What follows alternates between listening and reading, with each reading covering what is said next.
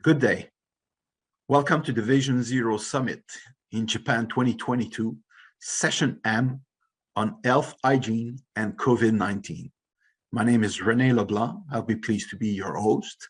I'm past president of the International Occupational Hygiene Association, and I still work actively with Vision Zero at enterprise level to increase and protect workers. Today, we have amazing speakers from worldwide organizations that will talk about health, hygiene, and COVID-19 and the impact on their organization and, of course, what they are planning to do to improve occupational health and safety for workers and global population. We know that over 2 million people are dying worldwide. And I'm not talking about COVID-19. These numbers were prior to COVID-19. Each year, over 2 million people dies from their work. This is way too much, and we have to learn from COVID. The experience we had, we have raised a level of consciousness that has never been seen before. Never before we've seen everybody knowing about personal protection, contamination, use of PPE. So this level of information, this global consciousness has to be used as a leverage to increase and protect workers worldwide. So today we have the privilege and great pleasure to welcome 10 speakers that will talk about their organization and their objective. Our first speaker from the World Health Organization, Dr. Dorothy Amalek Ngajilo. Dr. Ngajilo currently works at the Tanzanian Ministry of Health, Community Development, Gender, Elderly, and Children. Dorothy does research in occupational medicine, respiratory medicine, allergology, epidemiology, and public health. Her most recent publication is Gender Differences in Respiratory Health Outcomes Among Farming Cohorts Around the Globe, Findings from the Agricole Consortium. Her presentation will be on scaling up efforts for building health, safety, and well-being in healthcare establishment. Thank you.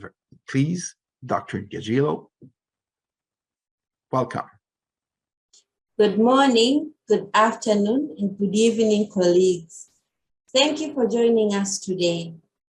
This presentation will focus on how we can scale up efforts for building health, safety, and well-being in healthcare establishments in the context of COVID-19 and beyond.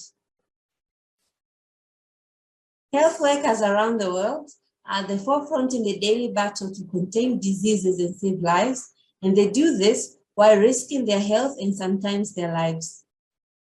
Even before the pandemic, the occupational health and safety management in the health sector was poor in many countries, and to date, at least 115,000 healthcare workers have died from COVID-19. The COVID-19 pandemic has demonstrated how important it is to prioritize the health and safety of health workers. With this presentation, I'd like to provide you with an overview of the impact of COVID-19 pandemic for the health and safety in the health sector, the WHO and ILO tools and recommendations for the protection of health and safety of health workers, and the strategies for building sustainable occupational health and safety programs for health workers. Before we proceed, I would like to remind ourselves of a couple of definitions. First is the definition of occupational health, which according to the WHO and ILO refers to an area of work in public health which is aimed at promoting and maintaining highest degree of physical, mental, social, and social well-being of workers in all occupations. It is a multidisciplinary practice which encompasses occupational medicine, occupational nursing, ergonomics, work psychology, occupational hygiene, safety, and others. Secondly is the definition of health workers, which according to the World Health Organization refers to all people who are engaged in work actions whose primary intent is to improve health. This includes those who are directly involved in providing health services, such as doctors, nurses, midwives, public health professionals, community health workers, and traditional healers. It also includes health management and support workers, such as cleaners, drivers, hospital administrators, district health managers, and social workers. So why is the protection of the health and safety of health workers important? Evidence on occupational exposures and associated health effects among health workers has shown that even before the pandemic, the health sector was among the most hazardous sectors. Health workers have been shown to suffer from hepatitis B and TB with incidences which are much higher than the general population. Majority of nurses in Africa suffer from chronic low back pain. Exposure to cleaning agents and disinfectants significantly increase the risk of new onset asthma in nurses. A high proportion of workers in clinical settings in developing countries suffer from occupational burnout, and unfortunately, many health workers have experienced workplace violence and harassment. Medical professions around the world have been shown to be at higher risk of suicide. 1/3 of health facilities do not have what is needed for hand hygiene at the point of care, and a quarter of health facilities globally do not have water services. This is unacceptable. In response to COVID-19, WHO has issued many recommendations for infection prevention and control.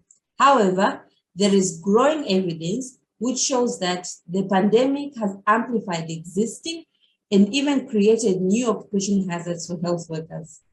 This includes skin damage and heat stress from prolonged or inappropriate use of personal protective equipment, exposure to disinfectants, often because of their inappropriate and most of the time unsafe use, for example, spraying of workers and fogging, high workload, long working hours and poor work organization, violence, harassment, stigma and discrimination, mental health, which also includes burnout, insufficient sanitation and hygiene, and lack of adequate occupational health services. WHO and ILO issued an interim guidance on occupational health and safety measures to prevent and mitigate these risks in the context of COVID-19. This guidance also outlines the roles and responsibilities of employers, workers, and governments in protecting the health, safety, and well-being of health workers in the course of this pandemic. WHO has also issued a course on occupational health and safety of health workers in the context of COVID-19. The course is freely available on the Open WHO website, and it takes about 1 hour to complete. It is available in 6 languages, and it is intended for health workers, incident managers, supervisors, and administrators who make policies and protocols for the health facilities. There is also an online course on how to apply occupational health and safety measures in the context of COVID-19, which is intended for rapid response teams. This course is available on the Health Security Learning platform. We highly encourage you to take these courses for the protection of health, safety, and well-being of health workers. Here are some additional resources on WHO and ILO recommendations and tools for occupational health, safety, and well-being of health workers in COVID-19. Please feel free to disseminate these resources as you may wish. In 2019, the heads of state and government gathered at the United Nations General Assembly high-level meeting on universal health coverage. The member states committed to many actions, including to scale up efforts to promote healthier and safer workplaces and improve access to occupational health services, and to provide them with decent and safe working conditions and to promote their personal health and well-being. This was an important step which showed political commitment to occupational health and safety at the highest level among global leaders. Occupational health and safety of health workers is ranked high both in the WHO and ILO agenda. On several occasions, the leaders of WHO and ILO have urged countries and partners to develop occupational health and safety programs for health workers and institute measures for protecting the health and safety at work in the health sector. The first principle in healthcare is do no harm. Therefore, we need to make sure that the health sector is not only safe for the patients, but also for the health workers. We need to make the protection of health and safety of health workers the core business of healthcare, and therefore a part and parcel of the management of healthcare at all levels. Having occupational health and safety programs is important, not only for ensuring regulatory compliance, but also for improving productivity of health workers, ensuring quality of care and patient safety, increasing the resilience of health system in the face of outbreaks and emergencies. This has been exemplified during the COVID-19 pandemic, where a few countries with occupational health and safety programs for health workers were shown to be better equipped to deal with the outbreak as compared to countries that did not have such programs. Lastly, prioritizing health workers' health and safety will help to stimulate the retention of health workers by improving their working conditions. Despite these obvious benefits of occupational health and safety programs for health workers, only one third of countries have a national policy instrument to protect the health and safety of health workers. While this is unacceptable, the few countries with such policy instruments or programs shows us that it can be done and you can learn a lot from them. In February of this year, the new WHO and ILO guide on the development and implementation of occupational health and safety programs for health workers at different levels was published. Development and implementation of such programs will ensure that health workers are not forgotten as we move towards COVID-19 recovery. Just to brief you on the key messages from the guide emphasizes the need for introducing new and updating existing regulations, standards, and codes of good practices for protecting the health and safety of health workers. In some countries, health workers are not covered by the general occupational health and safety legislation. Therefore, it is important to ensure that there are health sector-specific regulations for health workers. To ensure efficiency, there should be synergies between occupational health program and other programs targeting the same populations and settings, such as a program for quality and safety of care, which includes patient safety and infection prevention and control, health workforce strategies, and environmental health. It is also important to create mechanisms for collaborations between different stakeholders who are within and outside the health sector, and to expand the coverage of health workers with competent occupational health services. There is an enormous need to build capacities for the management of occupational health and safety at the national, subnational, and facility levels, and to ensure that focal points for occupational health and safety are appointed and trained, as well as training of occupational health and safety committees and health workers. This guide breaks down how all these can be done, giving practical examples from different countries on how the implementation looks like in practice. In addition to the guide, WHO also issued an e-tool for the prevention and control of occupational hazards in the health sector, according to WHO and ILO guidelines, good practices, and standards. The tool covers the most common hazards relevant for health workers, which includes occupational infections, unsafe patient handling, hazardous chemicals, radiation, occupational stress, burnout and fatigue, violence and harassment, risks in the ambient working environment, occupational injuries, and environmental health issues.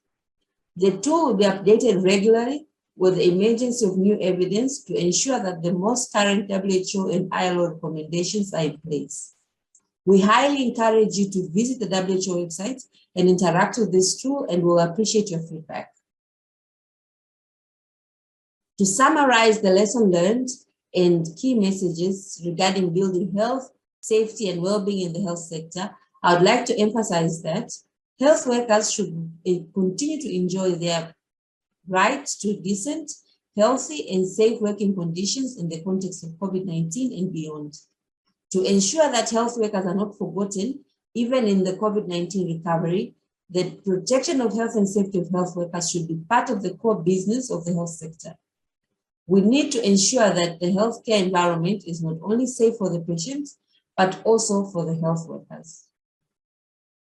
Evidence has shown the usefulness of occupational health and safety programs for health workers in preventing diseases and injuries that are caused by work, while improving quality and safety of care, human resources for health, and environmental sustainability in the health sector. Thank you for your attention. Thank you very much, Dr. Gagilo, for your marvelous and very interesting presentation. Our next speaker from the International Labour Organization, Mr. Joaquim Pintado Nunes. Joaquim Pintado Nunes is the chief of the LabAdmin OSH, Labor Administration, Labor Inspection, and Occupational Safety and Health branch of the Governance and Tripartisan Department of International Labour Organization, ILO. He has a Master on Law and postgraduate studies in Occupational Safety and Health, Labor Law, and Public Administration. Before joining the ILO, Mr. Pintado Nunes was a manager at the Portuguese Authority for Working Conditions. His presentation will be on the multi-phased dimensions of the COVID pandemics, from crisis to opportunity. Welcome, Mr. Nunes. Hello, before all, thank you for inviting me for this session. My presentation will focus on the multidimensional nature that a crisis like COVID-19 pandemic brings to the world of work, and how we cannot dissociate the effects of risk factors that are more evident from other aspects that are not so evident but end up having consequences for health in the workplace. I will then briefly address what, from an ILO's perspective, are the lessons learned out of the pandemic. Why is this important so that we can emerge from this crisis more resilient and prepared for the future? And finally, I will address what are some of the drivers of change that will impact occupational safety and health, and the opportunities that we start to see that can lead us to progressively build a positive culture of safety and health at work. We are all aware of the disruptive effects of COVID-19, how it affected life, health, businesses, and the governance of common goods.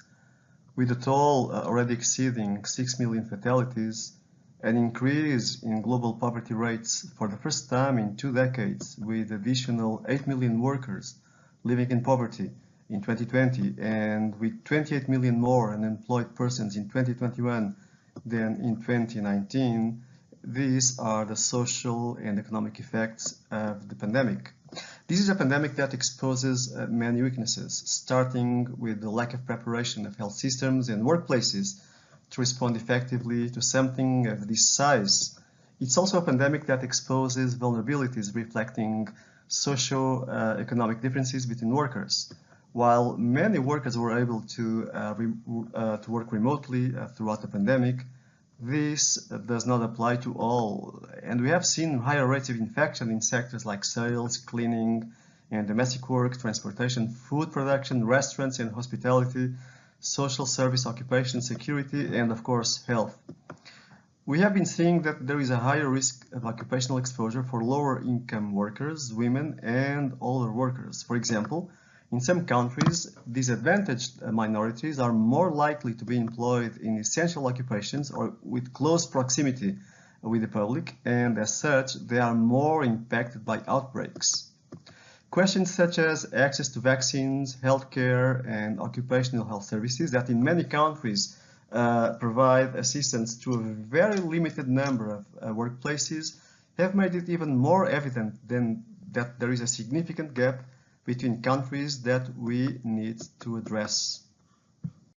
The direct and indirect effects on workers' health are well known, from the direct risk of infection with the virus to risks that result from the special conditions of work caused by lockdowns, adaptation of workplaces to required mitigation measures, health problems due to an increased use of disinfectants and cleaning products, failures in systems maintenance, and potentially less attention to occupational hazards that are not directly or indirectly related to COVID-19.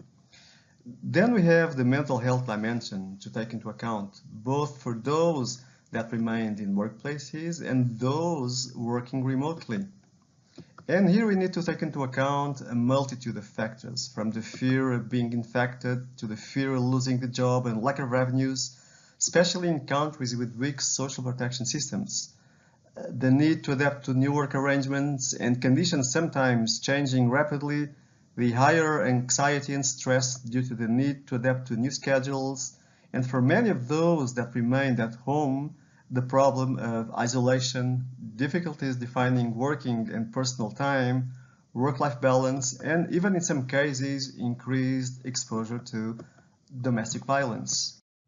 WHO indicted on estimates of the work-related burden of disease found that almost 2 million people die from exposure to 19 occupational risk factors alone, and that 19 million healthy life years are lost every year also because of exposure to these 19 occupational risk factors. Exposure to long working hours being the major cause of death, in particular for male workers. ILO estimates also reveal an increase of around 20 million known fatal injuries when comparing data from 2010 and 2016. We need to add to this all that the future is bringing as new challenges that we have to address and be prepared for. There is, for example, an increased spend and reliance on global supply chains, which brings opportunities, but also a greater fragility in the face of crises caused by epidemics, pandemics, and climate change, just to name a few, for which companies need to be prepared. We see increased migration flows and refugee crises, which have an impact in the world of work, and more precisely on occupation safety and health, as these groups of workers tend to present specific vulnerabilities and in many cases work in the most hazardous sectors. When thinking, for example, of technology, in addition to possible unknown risks of new technology, we have to consider risks such as the interaction between humans and machines, the psychosocial dimension of working with AI, learning robots, and concerns of many workers for job loss, which will also add to the problems we already know in terms of mental health in the world of work. The shift to the gig economy, telework, platform work, all come also with implications for occupation safety and health, namely in terms of applicability of national regulatory systems. And we all know as well that climate change, air pollution, and environmental degradation are, of course, among the most important challenges ahead of us, with serious implications for workplaces. So, what are the lessons learned? First, that national policies need to be consistent and require coordination. Policy interventions addressing occupation safety and health cannot forget that these go hand in hand with measures focused on socio-economic well-being. Also, we learned that our old known principles of risk management based on the hierarchy of controls proved fit for purpose, which means that they will be fit for purpose as well for future crises. There is an imperative need of development of preparedness and business contingency plans in all workplaces. It's also of critical importance that governments involve employers and workers' organizations and other stakeholders, namely knowledge-based institutions, when formulating policies and regulations. And at workplace level, management needs to involve workers and workers' representatives to identify hazards, assess risks, and find the most adequate preventive and mitigation measures. Country responses to the COVID-19 pandemic have shown the importance of the participation of social partners in the governance of occupational safety and health, contributing to improve the quality of policies and of strategies and facilitating the rapid and effective implementation. Social partners have been key in ensuring effective and coordinated communication and information. Collaboration and dialogue with other stakeholders, such as public health and emergency services, have also proven to be vital to reduce the spread of COVID-19. We must carry this lesson with us to exit this crisis and help us face any future crises that might lie ahead of us. In 2019, before the pandemic, we looked into what we thought back then would be the major challenges and responses to these challenges in terms of occupational safety and health in the future. Well, both the challenges and the responses identified back then still hold true in 2022. First, never as before, we need to forecast and to anticipate new risks. Well, never as before as well, we know now that there is a very strong interconnection between public health and occupational safety and health. Well, we have known for many, many years that the only way for success when it comes to safety and health at work is to have a systems approach, both at national and at workplace level. And that in order to have a systems approach, we need multidisciplinarity, and that this multidisciplinarity needs to look into all the different factors that may influence work, including those factors which are more of a social nature. Every single country needs to have in place an up-to-date and responsive normative framework. International labor standards continue to be a very good basis to adequately regulate OSH. Let us not forget that these standards represent the agreed views of governments, of employers, and of workers' organizations. If we need to be multidisciplinary, if we need to have a systems approach to occupational safety and health at national and workplace level, we also need that we will never be successful if the right competencies do not exist. So this means also that there is a strong need in every single country to have a sound OSH qualification framework. Well, this is still a deficit in many countries. Last but not the least, we need to see social dialogue as a strength and a very strong requirement for success. Let us not forget that according to the ILO's Convention number 187, a preventative culture is a culture in which the right to safety and health at work is respected at all levels, and where governments, employers, and workers actively participate in securing safe and healthy working environments. Well, the road to build a global and national preventative culture is a difficult road, but we see many opportunities already out there that may assist us to progressively build this culture of prevention. Well, first of all, since 2019, the ILO has been discussing the possible incorporation of occupational safety and health in what we call the framework of fundamental principles and rights at work. This will now be decided by the International Labour Conference in June this year, and if the outcome is affirmative, it will mean that every single member state of the ILO will have an obligation to respect, to advance, and to promote the core principles of occupational safety and health. But even thinking of COVID-19, we could say that COVID-19 ended up being an opportunity to advocate for the importance of having sound and resilient occupational safety and health systems, both at national level and at organizational level. So these are opportunities that we cannot miss, at least all of us that work with occupational safety and health. Ladies and gentlemen, thank you very much. I hope you stay safe. I hope you stay healthy. Thank you very much, Mr. Nunes, for this amazing presentation. The next speaker from the ICO, the International Commission on Occupational Health, is Dr. Jukka Takala. Mr. Takala was the president of ICO from 2015 to 2022. He was past executive director of WSH Institute in Singapore from 2011 to 2018, and European Union OSHA director in Bilbao, Spain until 2011. ILO Safe Work Director in Geneva and earlier in Kenya, Thailand, collaborating with UN, ILO, EU, and others to promote R2P, Vision Zero, Zero Harm on work life, international networking activity in work life.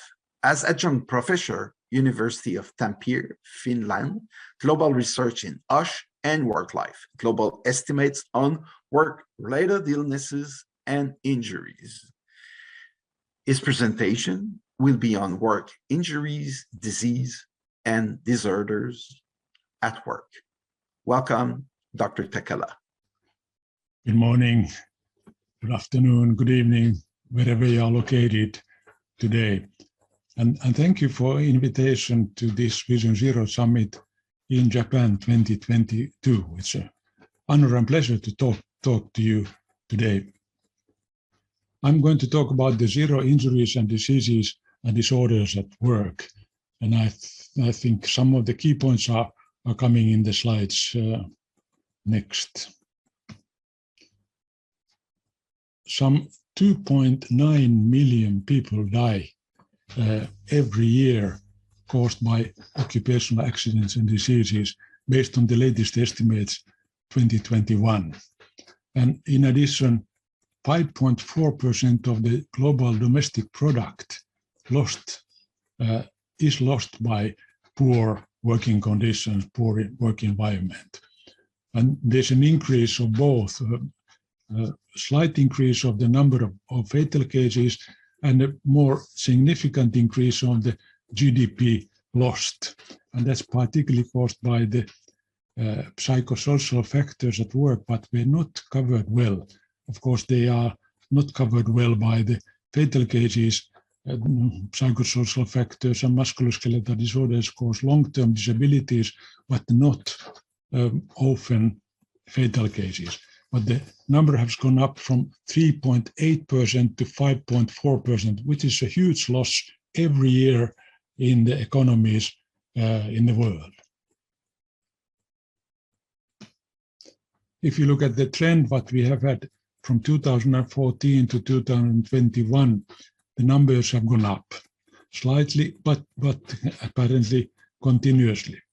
And practically all the diseases below the fatal cases caused by diseases at work have gone up. But in this particular thing, one exception is the fatal occupational accidents, which have gone slightly down from last estimate 2017. And that is likely to have been caused by that kind of data what we have is mostly from industrialized countries. We have not much of new data from developing countries, and it is likely that the data here, the figure is reflecting more of the industrialized country development and not the developing country development, which we'll have to follow maybe later on. If you look at the share of different diseases globally, circulatory diseases, cardiovascular, heart disease, and stroke is the biggest killer also at work. And the second biggest is occupational cancer, some 900,000 for circulatory diseases and 842,000 for occupational cancer. And the third biggest element is the respiratory diseases, followed by then occupational injuries and communicable diseases. Communicable diseases still do not have the COVID cases, so they have not been counted in this 185,000 fatal cases. But of course, particularly 2021, this has been only significant increase. If you look at the different areas in the global, the whole world, high income economies have high level of occupational cancer, and equally fairly high in the Western Pacific, dominated by China, while in Southeast Asia of the regional office of WHO, is much lower, and Africa occupational cancer is a small component simply because people don't live long enough to get long latency diseases, including occupational cancer. The figures, the arrows are here showing that the trends are going slightly up, globally up, but in some areas slightly down. If you look at the high-income economies, such as the European Union, Japan, Singapore, Korea, and so on, occupational cancer is the biggest occupational killer in the whole world, followed by circulatory, because people live longer and they get more this kind of cancer development in their lifetime. This doesn't reflect the psychosocial factors and musculoskeletal disorders. If you look at the cost of lost by poor working conditions, poor work environment, then the whole world is about 5.4%. Japan apparently is the lowest here in this particular calculation. It is based only on the production loss caused by work-related problems, not the suffering of the individuals, anything like that. European Union is somewhere in between, and then Southeast Asia looks like the biggest component is lost over there in terms of percentage of the GDP in their countries. We recently, last year, published in the International Journal of Labor Research, we published also key recommendations what could be done, and I take only a few from here.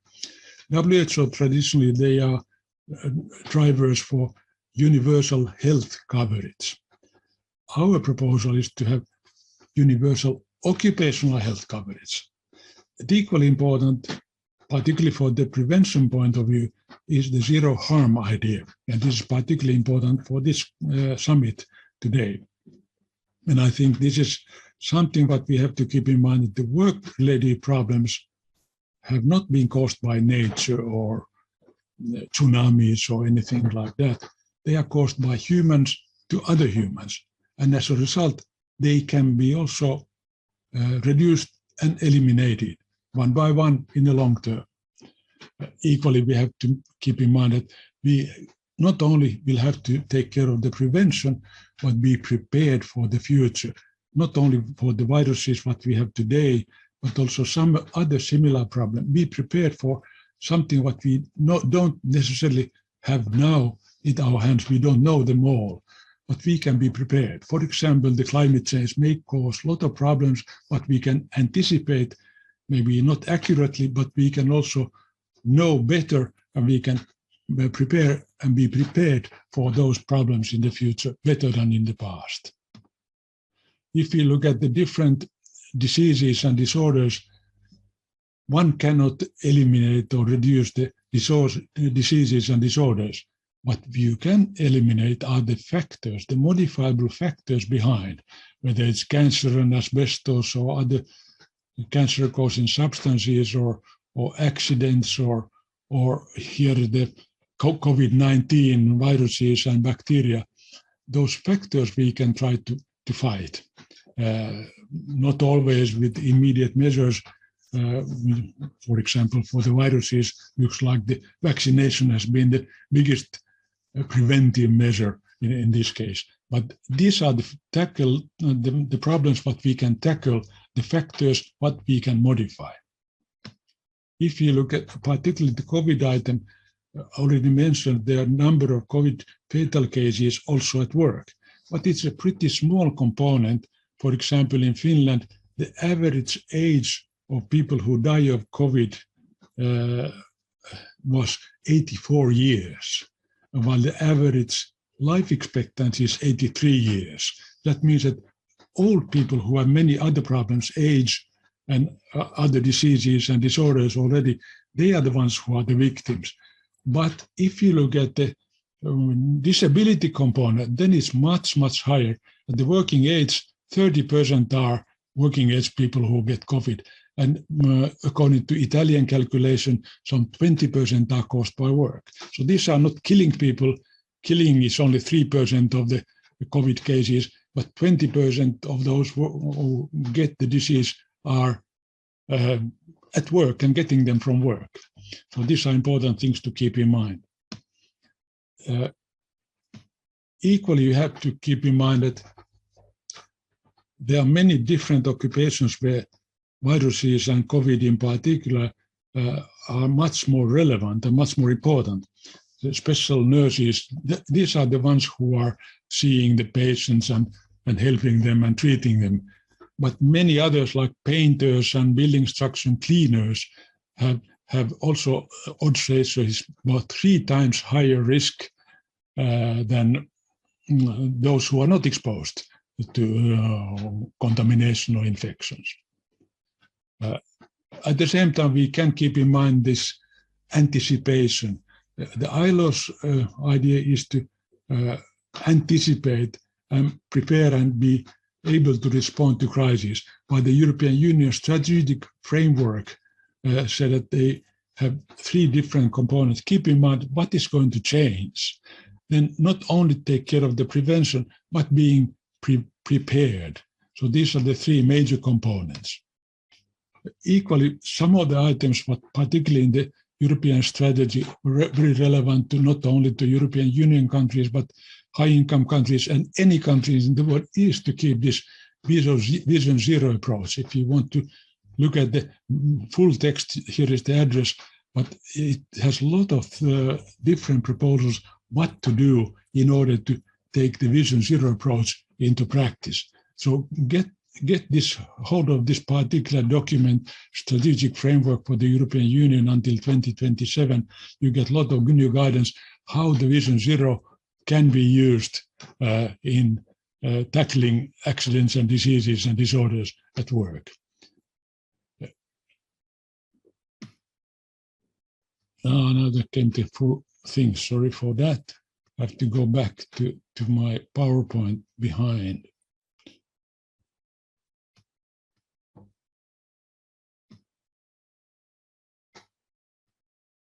I have to stop sharing, so coming back to that.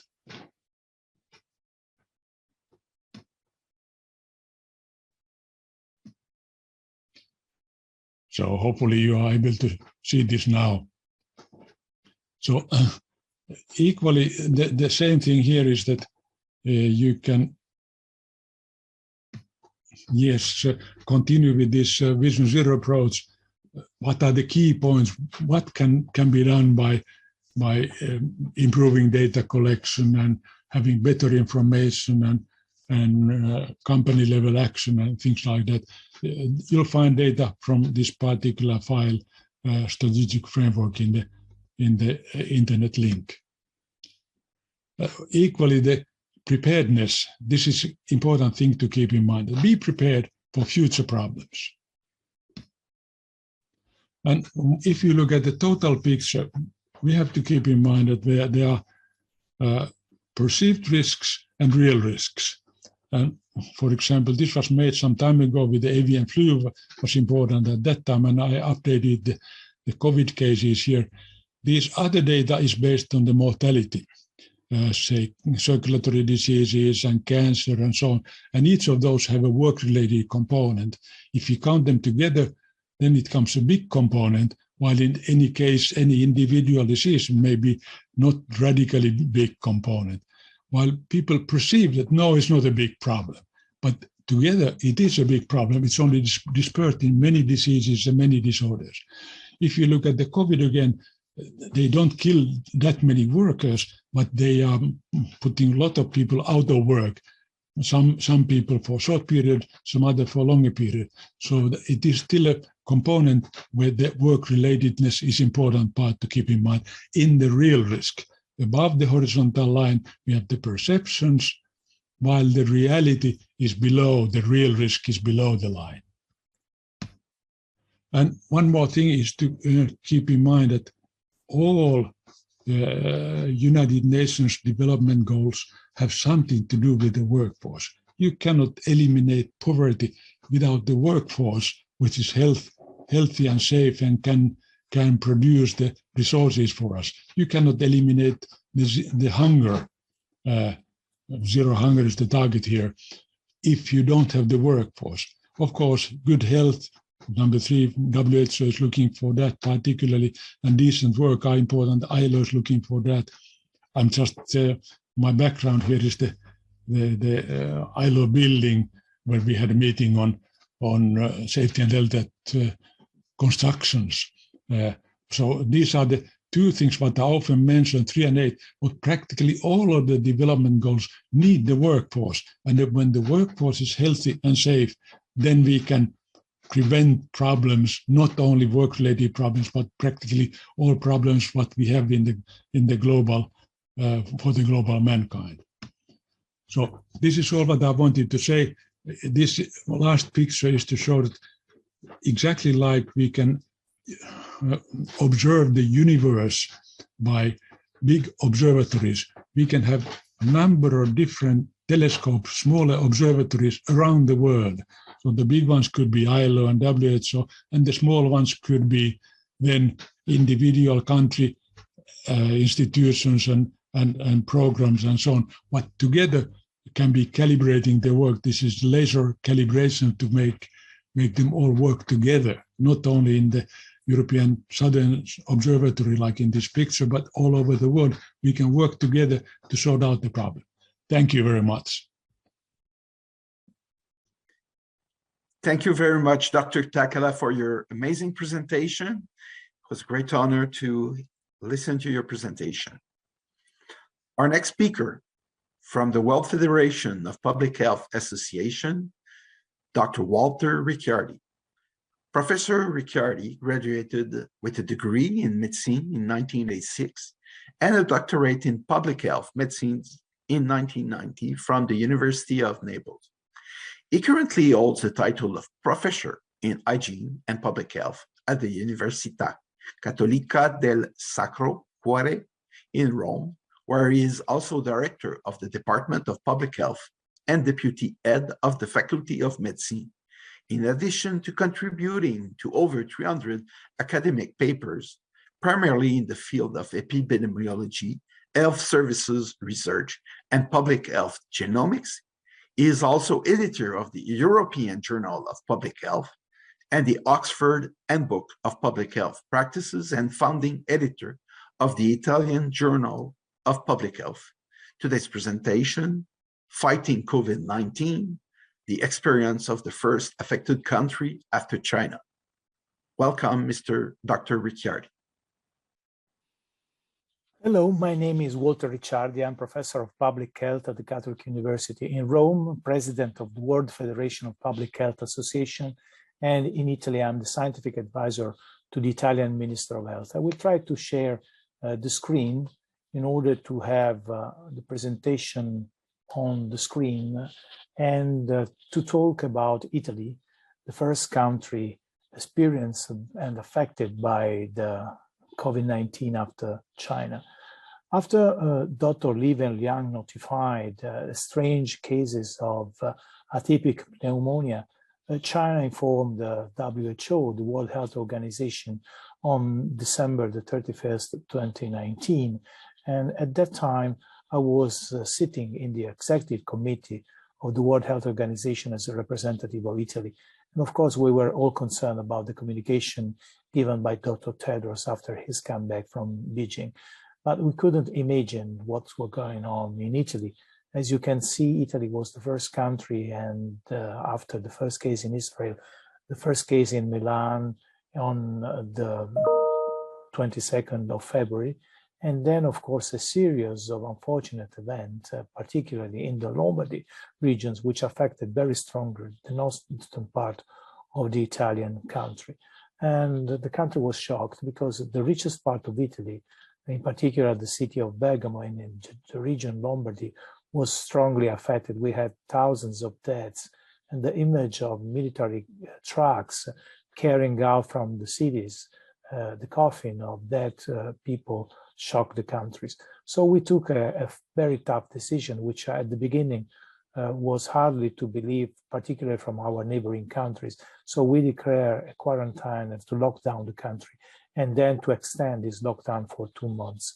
The image of the Roman capital and other Italian cities locked down, of course, was very, very seen by the world, but also the image of the Pope alone celebrating a Mass in the St. Peter's Church really shocked all of us, but also inspired all of us. And then soon other countries and other capitals and other cities followed the lockdown that Italy opened the door to.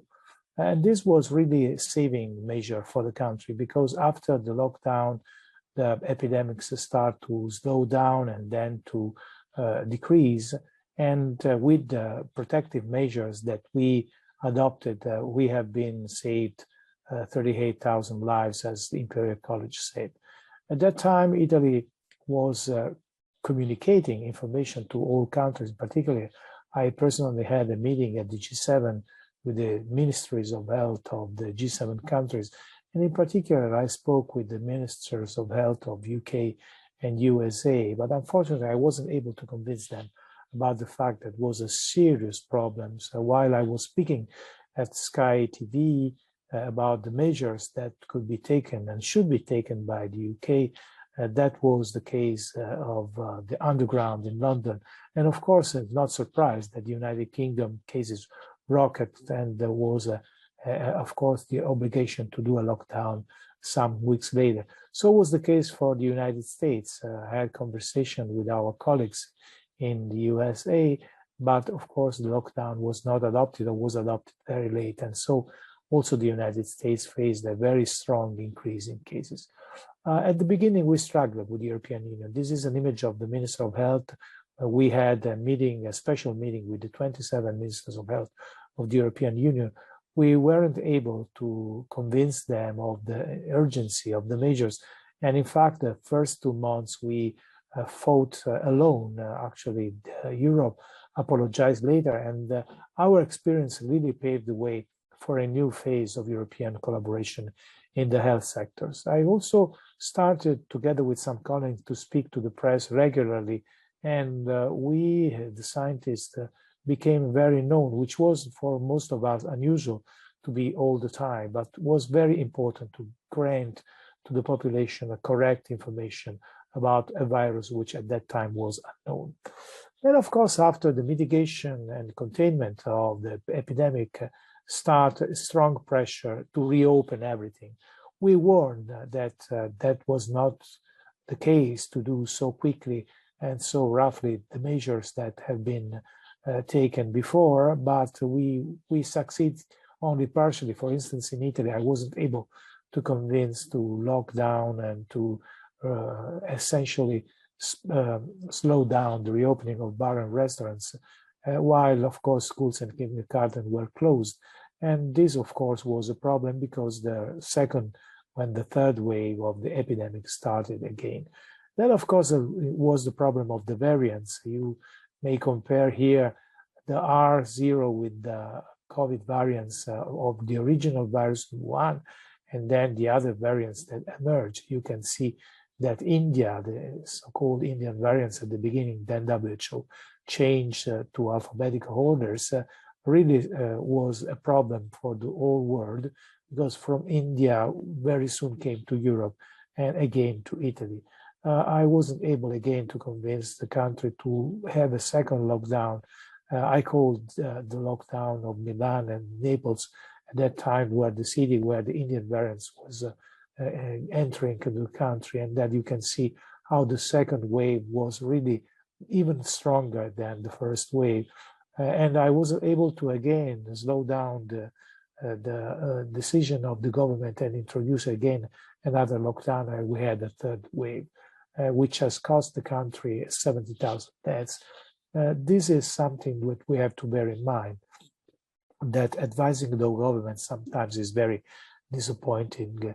And luckily, on December the 27th, we had the first vaccines in Europe, a vaccine which was created, manufactured, produced, and distributed in Europe due to an inclusive alliance started by Italy, France, Germany, and the Netherlands, and that was managed in a very organized way.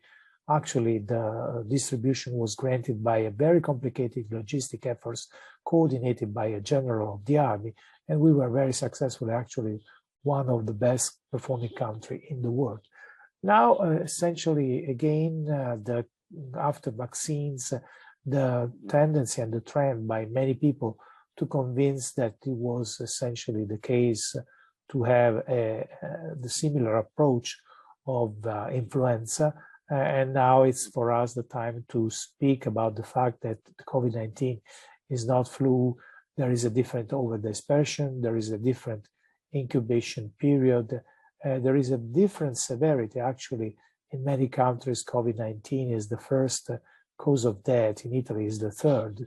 So we have to be very strong and also to be very aware of the fact that other variants will be coming. And Omicron is showing the world that where people are not vaccinated, that is a problem. And the idea that everything is ended is a wrong idea. As Winston Churchill said, now this is not the end, it is not even the beginning of the end, but it is perhaps the end of the beginning. So what can we say about our experience in Italy? Is the experience that has taught us that 4 conditions are important to fight the pandemic. First is an advanced level of scientific knowledge. We were lucky to cooperate and collaborate with scientists all over the world. At the very beginning, we were helped by the Chinese, and then we helped other countries to spread our experience and to share our experience. And of course, the advantage of having a scientific global collaboration has been very important to have a vaccine, the sooner the better. Then the efficiency of the healthcare organization, to have an organization that is prepared to fight a difficult battle. As you may remember, the first outbreak was in the north of Italy, the richest part of the country, and nevertheless, that was an incredible amount of casualties and incredible burden of disease. And then, of course, you have to work with the people to have appropriate individual behavior. This is very important, and it's very important to communicate appropriately, to have a unique chain of information. And this is very difficult in the democratic countries, and this is very difficult when you have so many media, the traditional one and the social media that, of course, spread sometimes fake news or incorrect news, and that really can shape individual behavior in something which is not exactly complying with the best possible indication for health of people. And then, of course, you must have serious and responsible politicians. I was lucky to cooperate with one of them, the Minister of Health, Roberto Speranza. But of course, I know that in other parts of the world, there have been serious problems for scientists to work with politicians, sometimes denying the evidence, sometimes spreading fake news themselves, and sometimes taking the wrong decision for their population. As again, I was saying before, this is not the end. We have to work together for the future. And I think that these 4 conditions will be very important to fight the current and the next pandemic. And thank you very much for your attention. Thank you very much, Dr. Ricciardi, for your amazing presentation. Next speaker from IOA, the International Occupational Hygiene Association, Mr. Peter Jacobs. Peter is the past president of the IOA, and he has a master in public health, occupational hygiene from University of Witwatersrand. He's still very active at the international level, and he's managing director for Sedulitas in South Africa. His presentation will be on a global perspective on occupational hygiene, current and future. Please welcome Mr. Jacobs.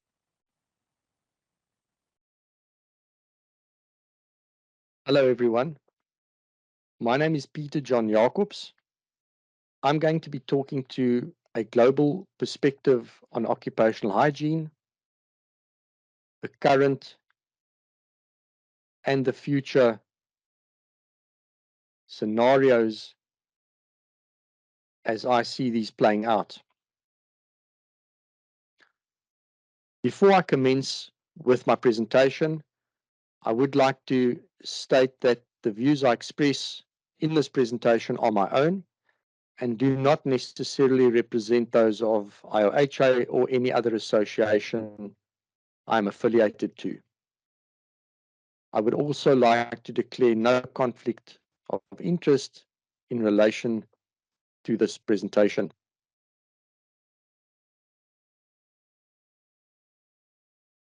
I am currently serving as the managing director of a company called Sedulitas. I have over 25 years of experience in health, safety, and environmental management. And I've served in numerous roles in not-for-profit organizations, including as the president of the Southern African Institute for Occupational Hygiene, the president of the International Occupational Hygiene Association. I also serve as the chair of the governance committee of IOHA. And I also served on the technical committee that helped to develop guidelines for the accreditation of occupational hygiene inspection bodies under the auspices of the South African National Accreditation System in accordance with the requirements of ISO 17020.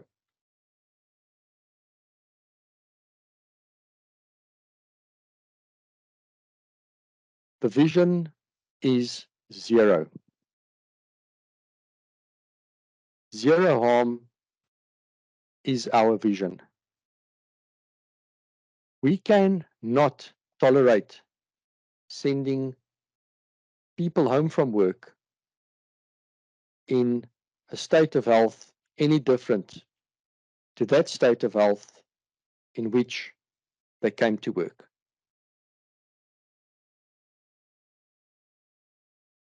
In the 21st century, we still sit with 35 million new cases of work-related illness every year as a result of exposure to chemicals. Over 2 million lives lost to occupational disease every year.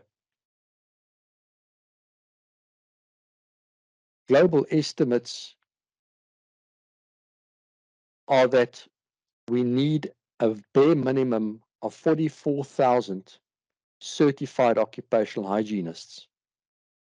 We currently have worldwide around 8,100, with 6,000 based in the United States.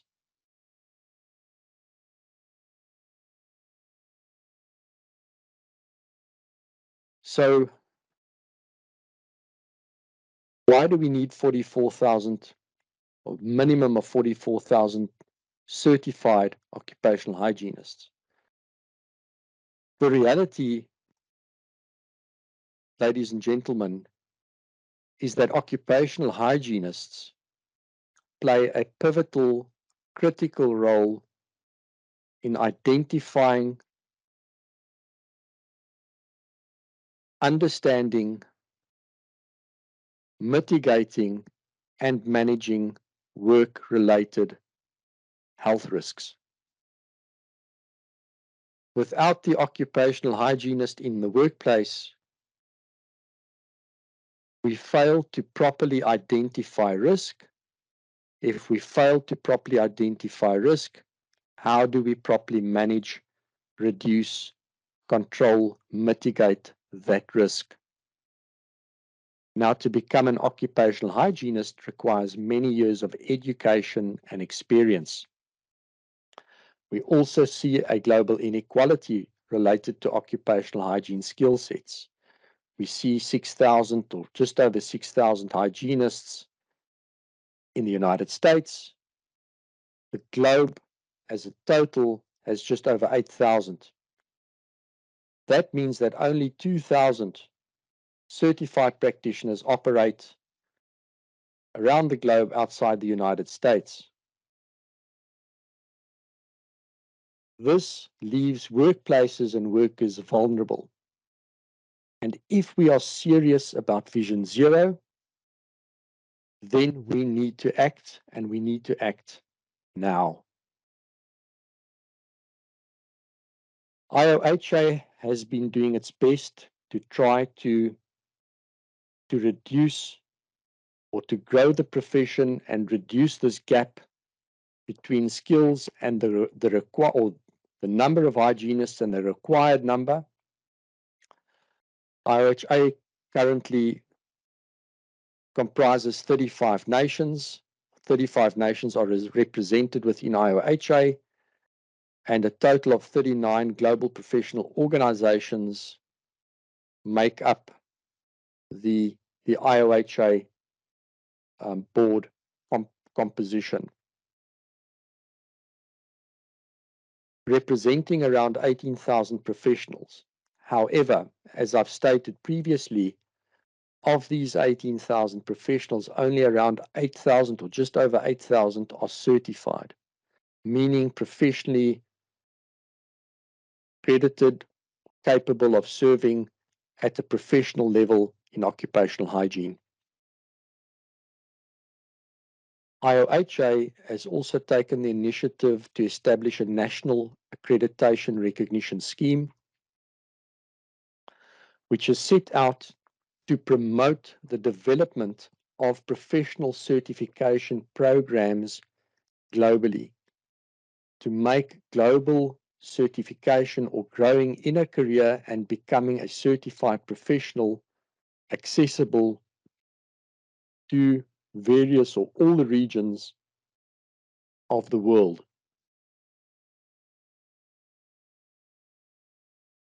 There are 18 of these national accreditation recognition schemes currently recognized by IOHA. Furthermore, IOHA holds a global conference every 3 years. In 2021, the Korean Industrial Hygiene Association, a member association of IOHA, hosted one such conference virtually, and it was well received with over 1,000 participants attending. Now, IOHA just has one paid administrator looking after the administrative capabilities and function. All the other roles and responsibilities, tasks are carried out by volunteers.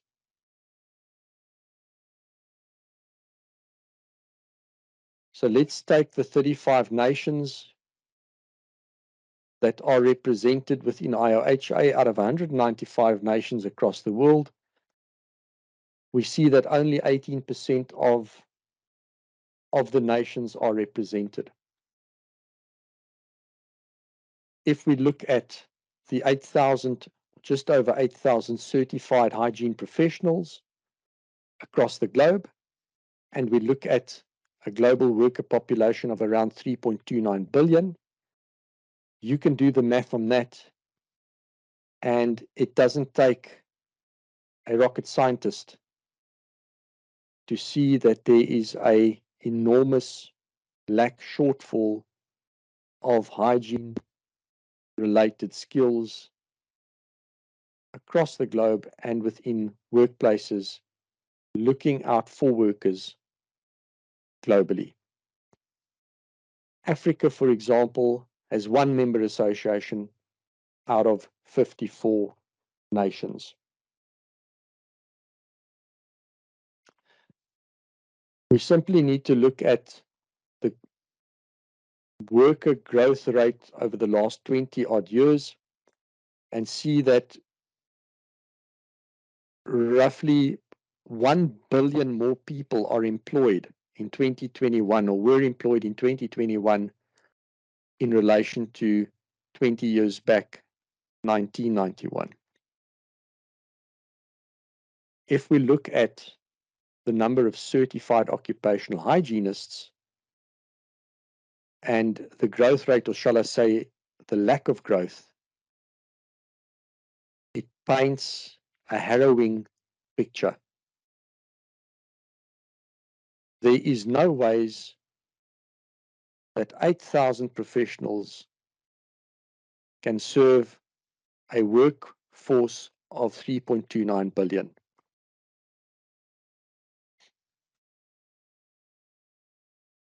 This map gives you a breakdown of the IOHA member associations. And as we can see, the areas that represent the most hazardous occupations, i.e. mining and heavy industry, are the areas that are least represented in the international occupational hygiene community.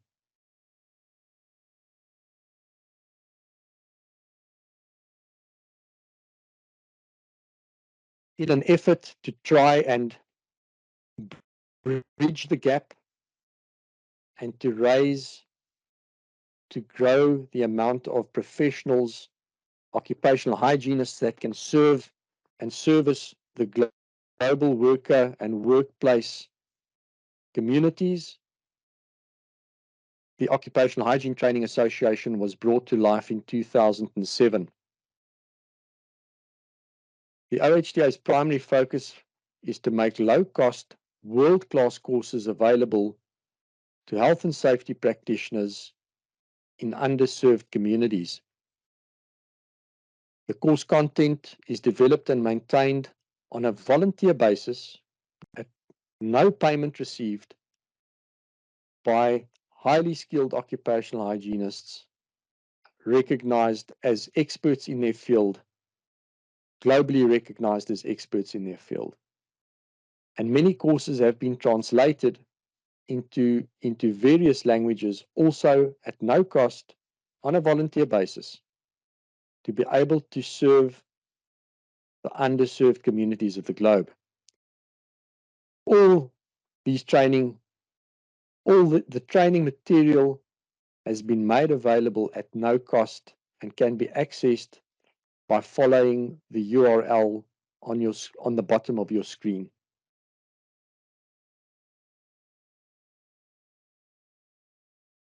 "29 IOHA member associations make up or are OHTA member associations as well.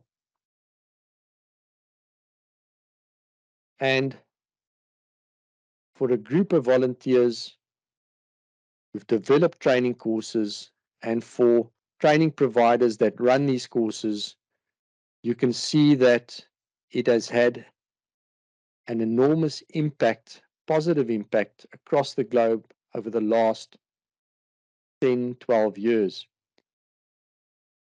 Over 50 countries have seen these courses. There's been over 1,400 of these courses presented, and over 11,500 exams have been written by candidates that have attended these courses. A remarkable effort from a group of volunteers. Hygiene, occupational hygiene practitioners really going the extra mile and to the utmost lengths to secure worker health on a global scale.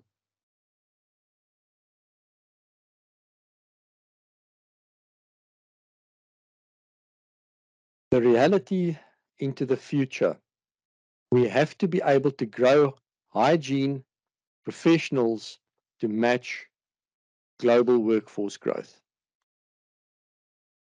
There has to be a sustained and increased support for not-for-profit associations such as the IOHA and OHTA on an unprecedented scale. There has to be regional and local occupational hygiene upskilling and efforts at grassroots level, at regional and local level, within regions, within countries, within cities, within urban and rural areas and industrial hubs. OH resources have to be developed and nurtured and grown within emerging economies of the world. And a critical aspect needs to be creating the occupational hygiene capacity within not-for-profit global organizations and associations such as the World Health Organization and the International Labour Office, and organizations such as ISA. And I'd need to ask the question, and I would love to hear the answer, how many occupational hygienists are currently employed within any of these organizations to be able to drive and spearhead and support IOHA, OHTA, and global occupational health workplace workplace health and worker health and hygiene efforts.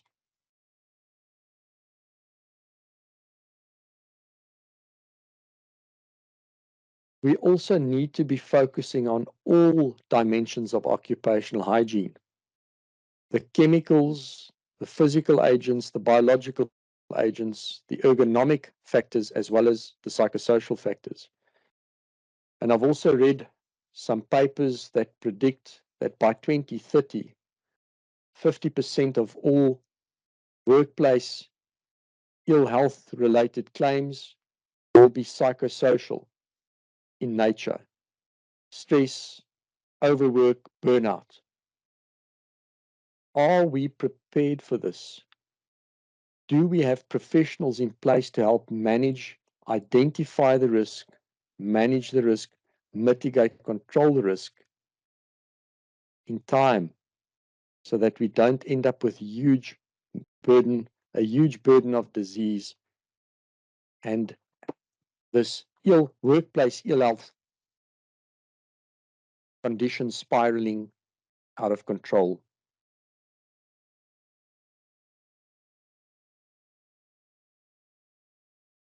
In 1898, in the United Kingdom, the chief factory inspector highlighted in his report the ill effects of asbestos dust. The graph you see at the bottom of your screen, published by the American College of Chest Physicians, indicates that asbestos mining peaked in the 1970s, 80s, or early 80s, or between the 1970s and 80s. And the question needs to be raised, how did we allow something that we knew was toxic and harming people to be rolled out on a global scale to the extent that this was? How did we allow this to happen?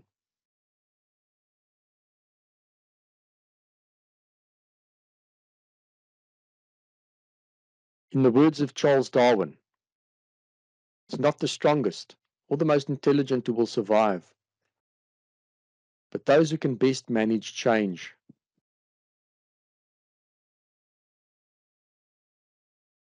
We need to be able to adapt, prepare for the workplace of the future. If we do not, if we are unable or we are too slow in this adaptation, I'm afraid to say we will reap what we sow, and what we will reap may not be, or what we are sowing may not necessarily be what we would like to reap.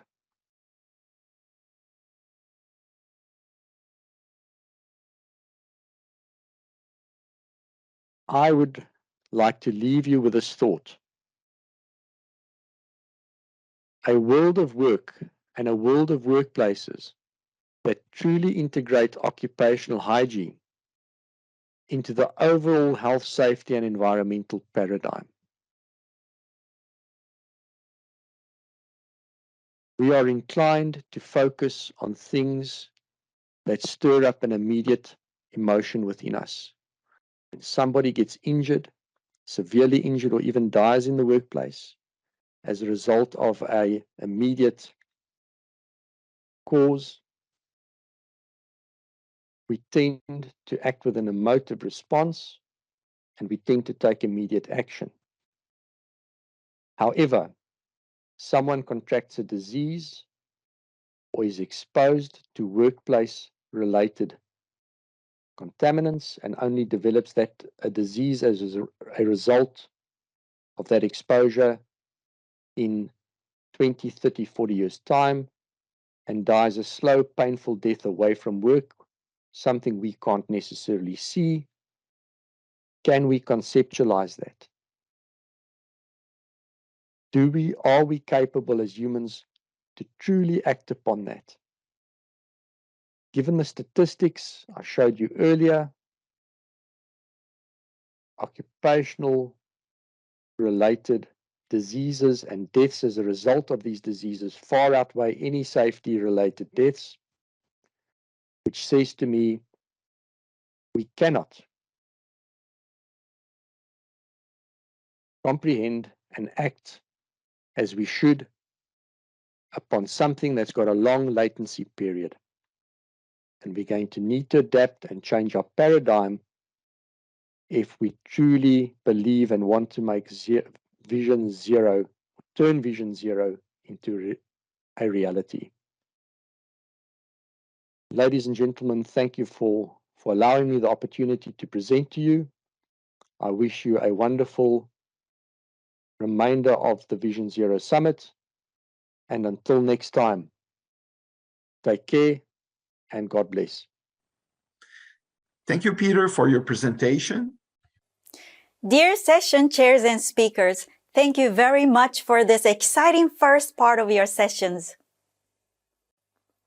Ladies and gentlemen, the summit organizer kindly asks you to spend a few minutes to complete a short survey about future Vision Zero promotion activities. Please click on the banner Request for Survey and share your view by filling the questionnaires. Thank you for your kind support. But now it's time for a well-deserved break. During the break, we will show interesting video spots and information from our supporters and sponsors. Relax and enjoy. The second part of the session will begin as indicated on the screen. Please be back on time. 働く環境は多種多様。職場での事故などに起因する怪我や疾病は適切な方策で避けられます。国際安全規格に基づいて危険源とリスクをタイムリーに同定し、適切な保護方策を行うことで怪我や疾病を未然に防ぎ、健康に働くことができます。働く人の安全・安心・健康、そしてウェルビーイングの実現を目指すことが企業価値を高め、より良い社会成長につながります。日本認証株式会社は安全・健康、そしてウェルビーイングの実現を目指す世界の安全新潮流ビジョンゼロを企業活動の指針とし、働く環境の安全化を現場目線で推進する技術と、企業のビジネスリーダー目線で推進するマネージメントの両面から働く職場の安心・安全化にフォーカスし、その実現を推進しています。主な企業活動は3つ。働く人の安全を司る機械、防爆、ロボット、マネジメントの4つの安全要員認証資格。世界各国の製品認証の取得。人と機械の協調安全技術セーフティ 2.0 の適合審査登録制度。3つの観点から労働環境の安心・安全化に貢献します。働く人たちが日々ウェルビーイングを実感できるグローバル社会の実現を推進する日本認証株式会社のこれからにご期待ください。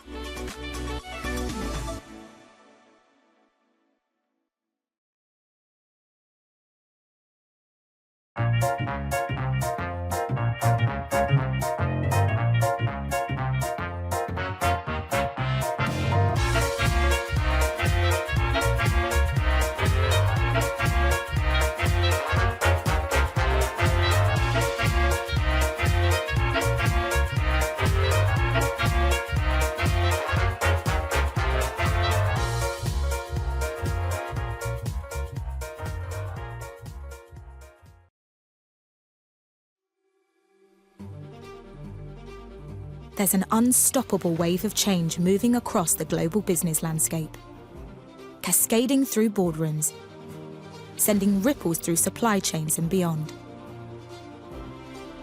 It's time to catch the wave.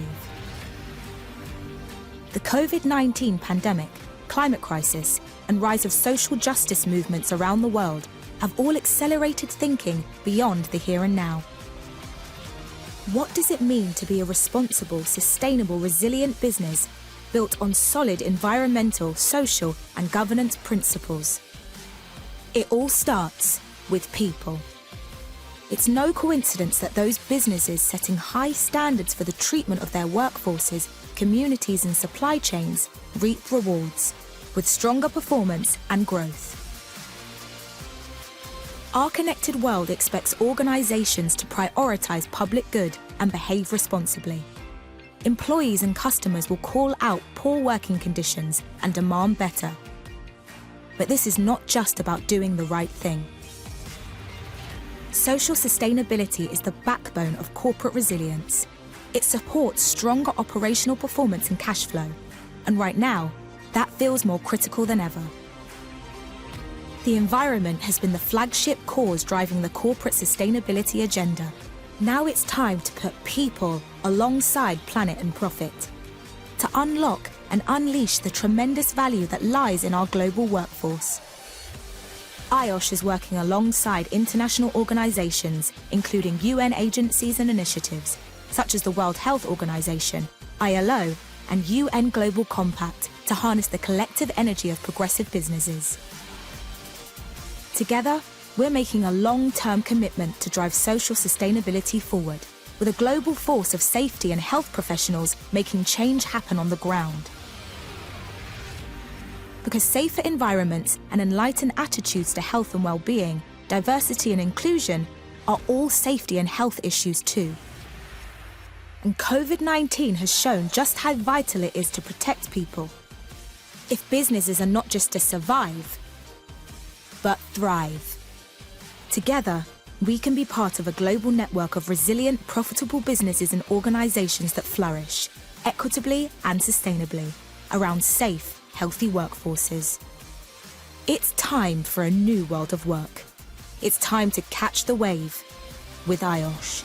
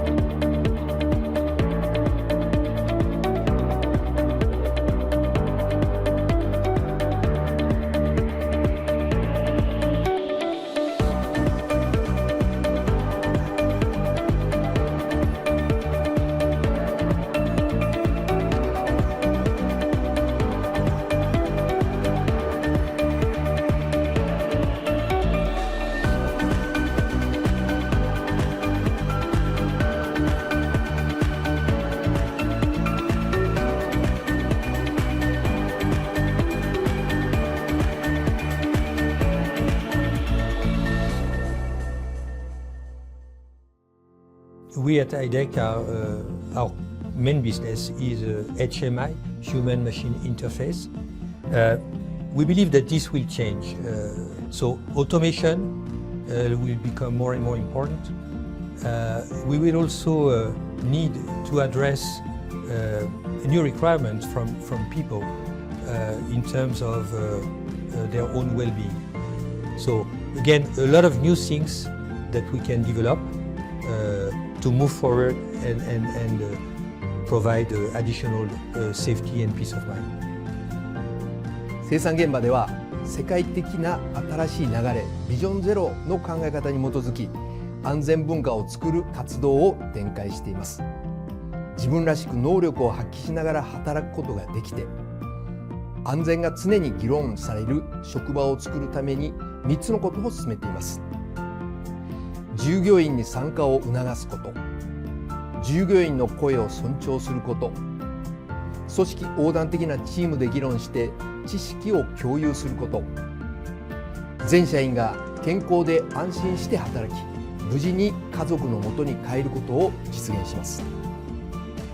En Europe, nous attachons effectivement une grande attention à la sécurité et au bien-être. Chez IDEC, nous pouvons nous appuyer sur des produits de qualité. Nous pouvons également nous référer au concept en Chine qui vise à aborder de manière globale l'interaction entre l'homme et la machine. Pour appliquer ce concept, nous avons en Europe des équipes dédiées dans chaque pays qui peuvent communiquer dans la langue du client. Cette proximité nous permet de faciliter les échanges et de trouver avec le client les bonnes solutions. World dynamics and expectations are changing, demanding a better balance of productivity, environmental sustainability, and worker well-being. That's why we support the Vision Zero initiative. We will continue to raise awareness and develop the enabling solutions as we work to promote the sustainability and well-being into the future.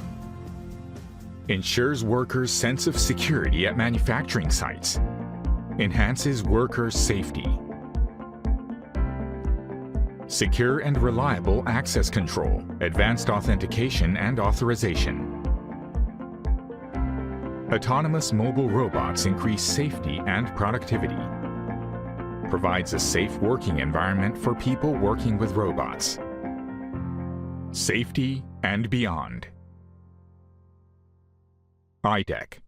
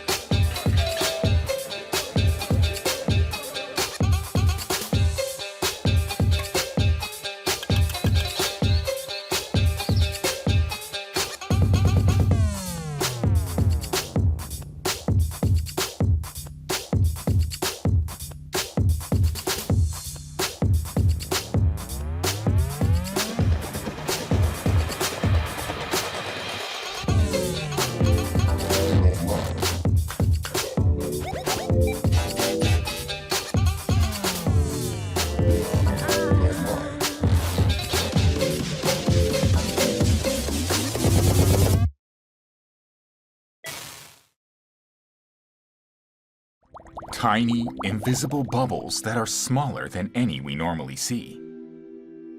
They are fine bubbles. These tiny bubbles can change the world into a society of well-being. Fine bubbles have three effects. The washing effect is used in infrastructure, industry, medical application, and consumer products. The purification effect applies to rivers and oceans, and wastewater. The growth-promoting effect applies to agriculture and the fishing industry. Fine bubbles are also used in many other fields, enriching our society and our lives. Fine Bubble Industries Association was founded in Japan. We work with companies and research organizations to develop technologies and put them to practical use. We are working to industrialize them through international standardization and certification systems. In addition to people's living, the bubbles aid in reducing water usage, curbing the use of chemical substances, and reducing our environmental burden. They also aid food stability, nutrition improvement, and marine resources conservation. They help to create a sustainable society. We will develop and spread the amazing fine bubbles. Aiming to achieve the SDGs, we will connect them to the ultimate well-being. That is our wish. These tiny bubbles are full of a wonderful future. Fine Bubble Industries Association.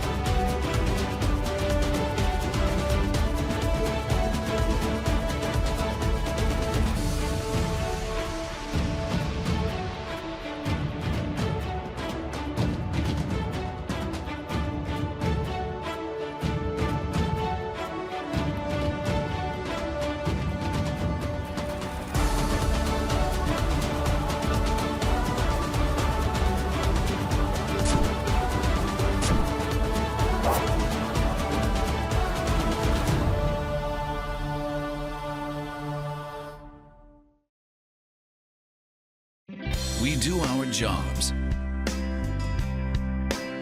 with sincerity and integrity to make a better living environment for the people and our society. Today's work, tomorrow's heritage. Shimizu Corporation.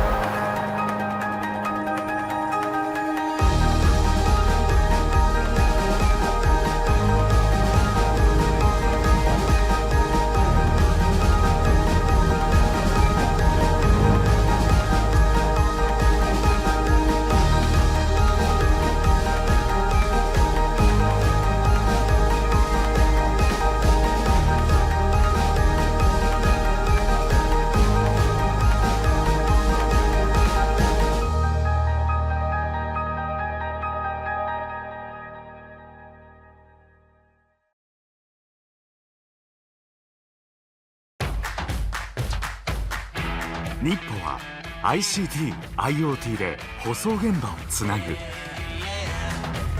新たな取り組みで生産性と安全性の向上、道路技術の最前線でイノベーションを起こす。行け、行くんだ、新たなステージへ。人が歩いた後に道はできる。 NP ネクスト。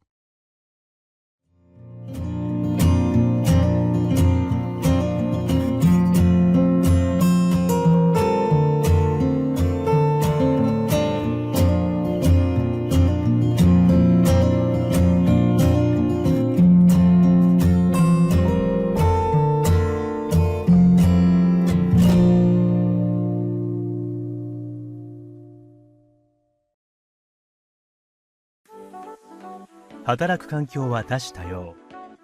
職場での事故などに起因する怪我や疾病は適切な方策で避けられます。国際安全規格に基づいて危険源とリスクをタイムリーに同定し、適切な保護方策を行うことで怪我や疾病を未然に防ぎ、健康に働くことができます。働く人の安全・安心・健康、そしてウェルビーイングの実現を目指すことが企業価値を高め、より良い社会成長につながります。日本認証株式会社は安全・健康、そしてウェルビーイングの実現を目指す世界の安全新潮流ビジョンゼロを企業活動の指針とし、働く環境の安全化を現場目線で推進する技術と、企業のビジネスリーダー目線で推進するマネージメントの両面から働く職場の安心・安全化にフォーカスし、その実現を推進しています。主な企業活動は3つ。働く人の安全を司る機械、防爆、ロボット、マネジメントの4つの安全要因認証資格。世界各国の製品認証の取得。人と機械の協調安全技術セーフティ 2.0 の適合審査登録制度。3つの観点から労働環境の安心・安全化に貢献します。働く人たちが日々ウェルビーイングを実感できるグローバル社会の実現を推進する日本認証株式会社のこれからにご期待ください。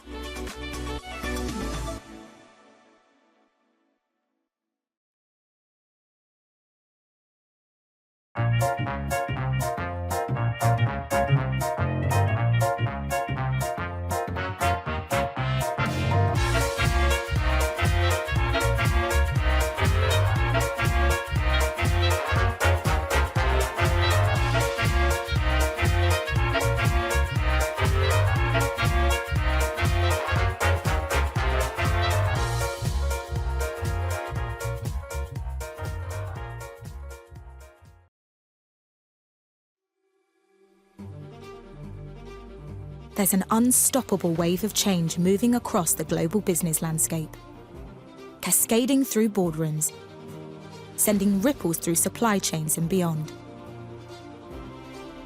It's time to catch the wave. The COVID-19 pandemic, climate crisis, and rise of social justice movements around the world have all accelerated thinking beyond the here and now. What does it mean to be a responsible, sustainable, resilient business built on solid environmental, social, and governance principles?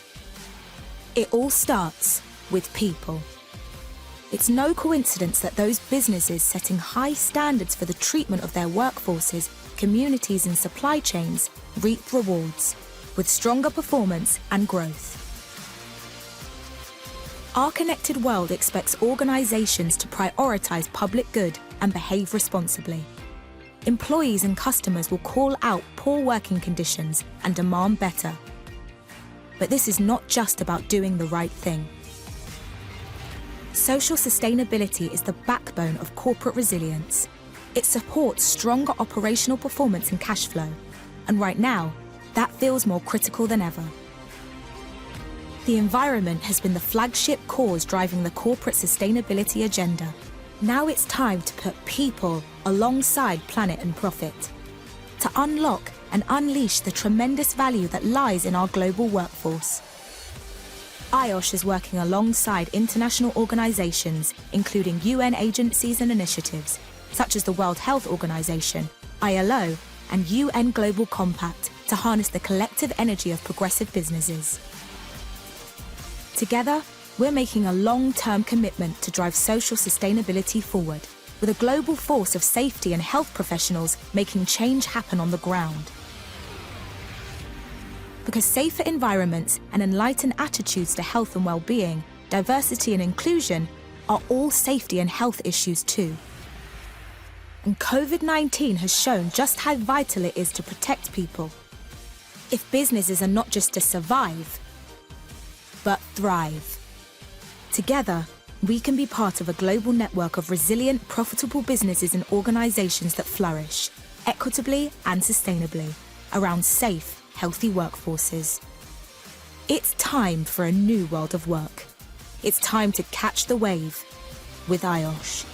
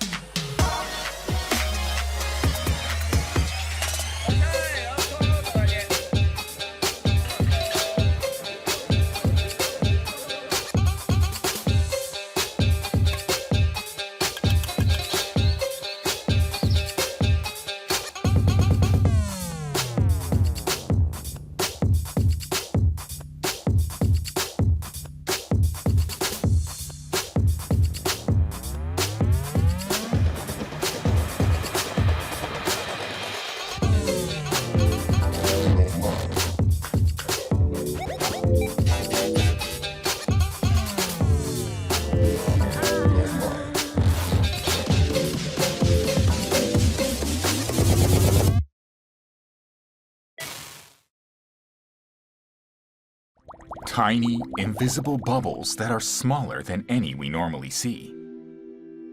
They are fine bubbles.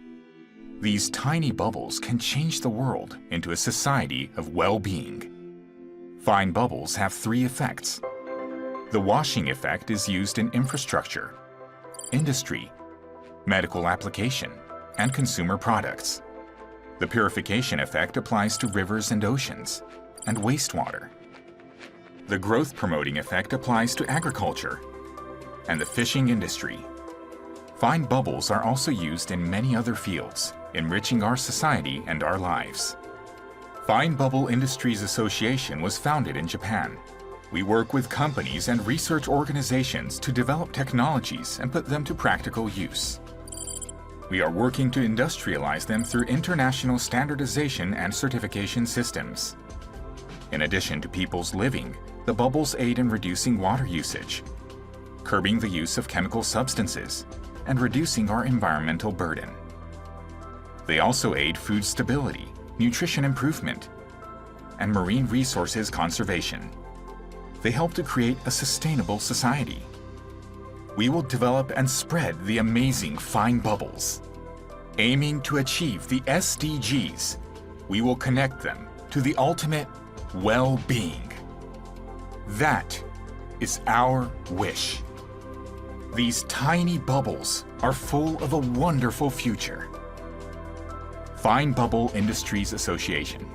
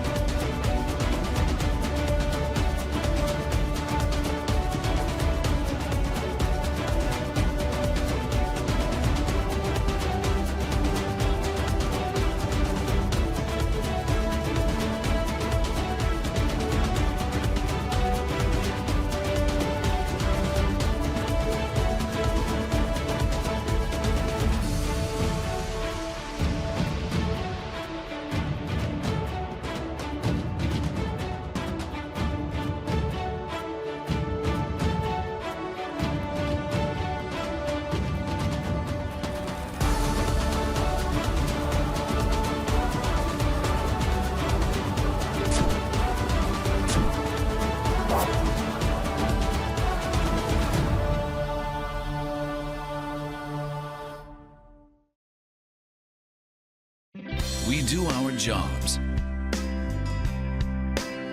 with sincerity and integrity to make a better living environment for the people and our society. Today's work, tomorrow's heritage. Shimizu Corporation.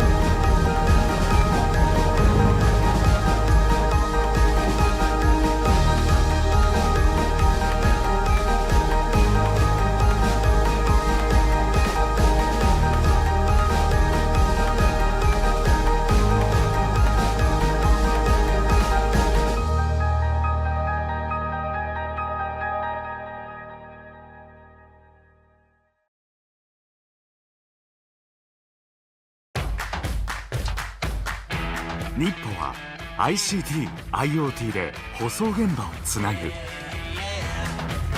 新たな取り組みで生産性と安全性の向上、道路技術の最前線でイノベーションを起こす。行け、行くんだ、新たなステージへ。人が歩いた後に道はできる。 NP ネクスト。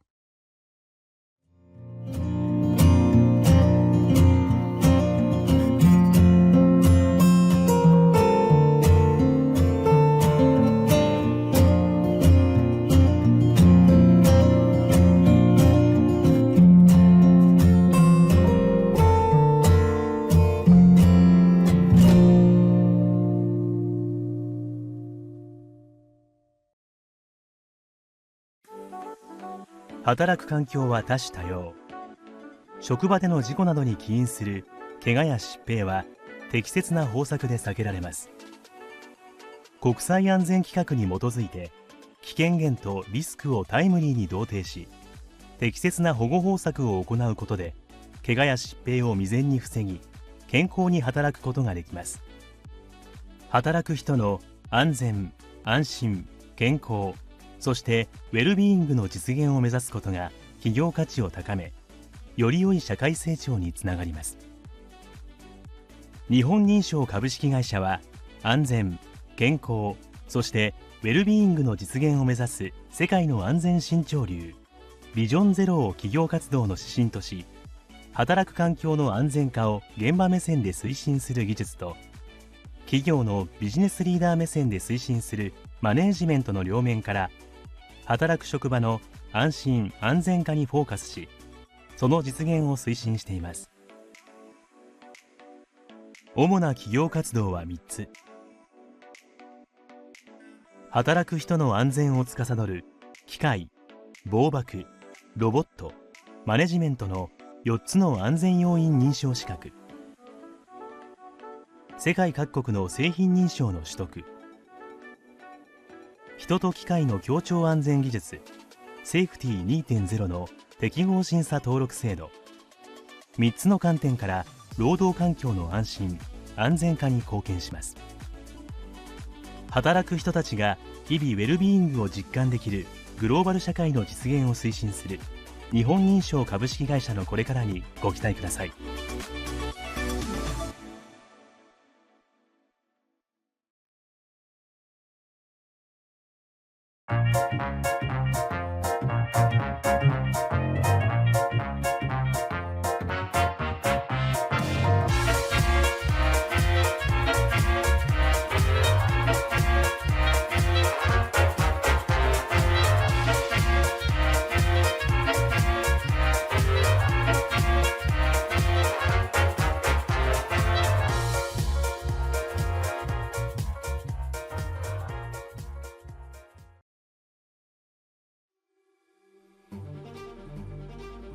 there's an unstoppable wave of change moving across the global business landscape, cascading through boardrooms, sending ripples through supply chains and beyond. It's time to catch the wave. The COVID-19 pandemic, climate crisis, and rise of social justice movements around the world have all accelerated thinking beyond the here and now. What does it mean to be a responsible, sustainable, resilient business built on solid environmental, social, and governance principles? It all starts with people. It's no coincidence that those businesses setting high standards for the treatment of their workforces, communities, and supply chains reap rewards with stronger performance and growth. Our connected world expects organizations to prioritize public good and behave responsibly. Employees and customers will call out poor working conditions and demand better. But this is not just about doing the right thing. Social sustainability is the backbone of corporate resilience. It supports stronger operational performance and cash flow. And right now, that feels more critical than ever. The environment has been the flagship cause driving the corporate sustainability agenda. Now it's time to put people alongside planet and profit, to unlock and unleash the tremendous value that lies in our global workforce. IOSH is working alongside international organizations, including UN agencies and initiatives, such as the World Health Organization, ILO, and UN Global Compact, to harness the collective energy of progressive businesses. Together, we're making a long-term commitment to drive social sustainability forward, with a global force of safety and health professionals making change happen on the ground. Because safer environments and enlightened attitudes to health and well-being, diversity and inclusion are all safety and health issues too. And COVID-19 has shown just how vital it is to protect people. If businesses are not just to survive, but thrive. Together, we can be part of a global network of resilient, profitable businesses and organizations that flourish, equitably and sustainably, around safe, healthy workforces. It's time for a new world of work. It's time to catch the wave with IOSH.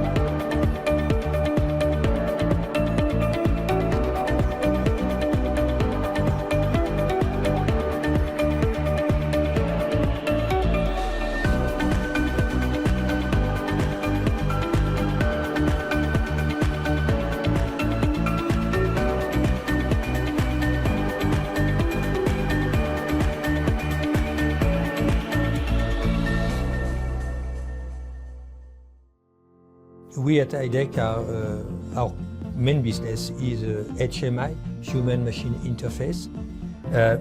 We believe that this will change. So automation will become more and more important. We will also need to address new requirements from people in terms of their own well-being. So again, a lot of new things that we can develop to move forward and provide additional safety and peace of mind.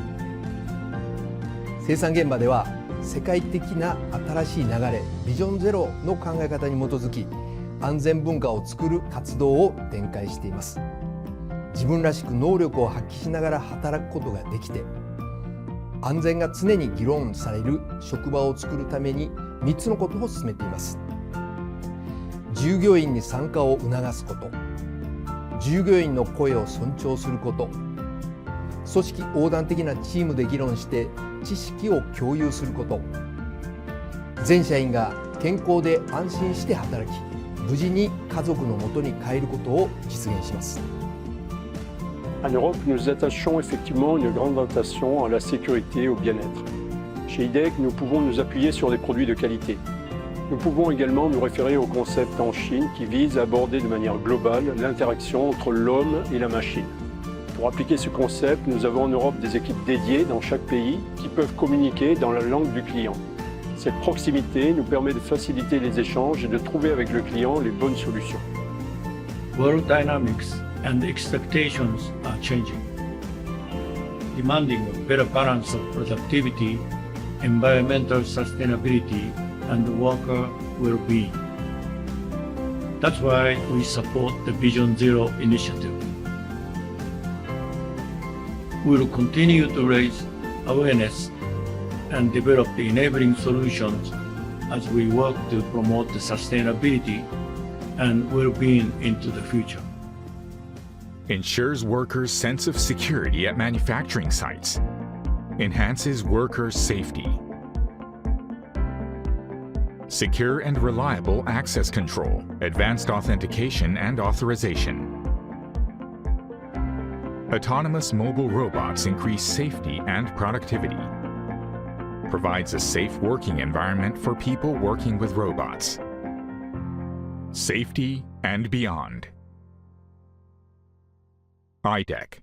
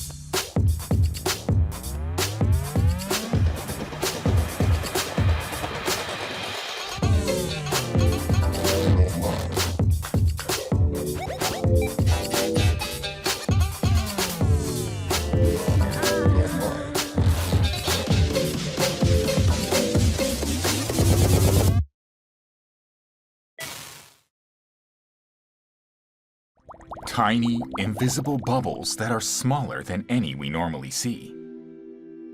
They are fine bubbles. These tiny bubbles can change the world into a society of well-being. Fine bubbles have three effects. The washing effect is used in infrastructure, industry, medical application, and consumer products. The purification effect applies to rivers and oceans, and wastewater. The growth-promoting effect applies to agriculture and the fishing industry. Fine bubbles are also used in many other fields, enriching our society and our lives. Fine Bubble Industries Association was founded in Japan. We work with companies and research organizations to develop technologies and put them to practical use. We are working to industrialize them through international standardization and certification systems. In addition to people's living, the bubbles aid in reducing water usage, curbing the use of chemical substances, and reducing our environmental burden. They also aid food stability, nutrition improvement, and marine resources conservation. They help to create a sustainable society. We will develop and spread the amazing fine bubbles. Aiming to achieve the SDGs, we will connect them to the ultimate well-being.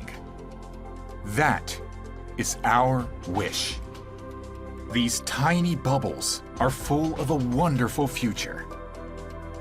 Fine Bubble Industries Association.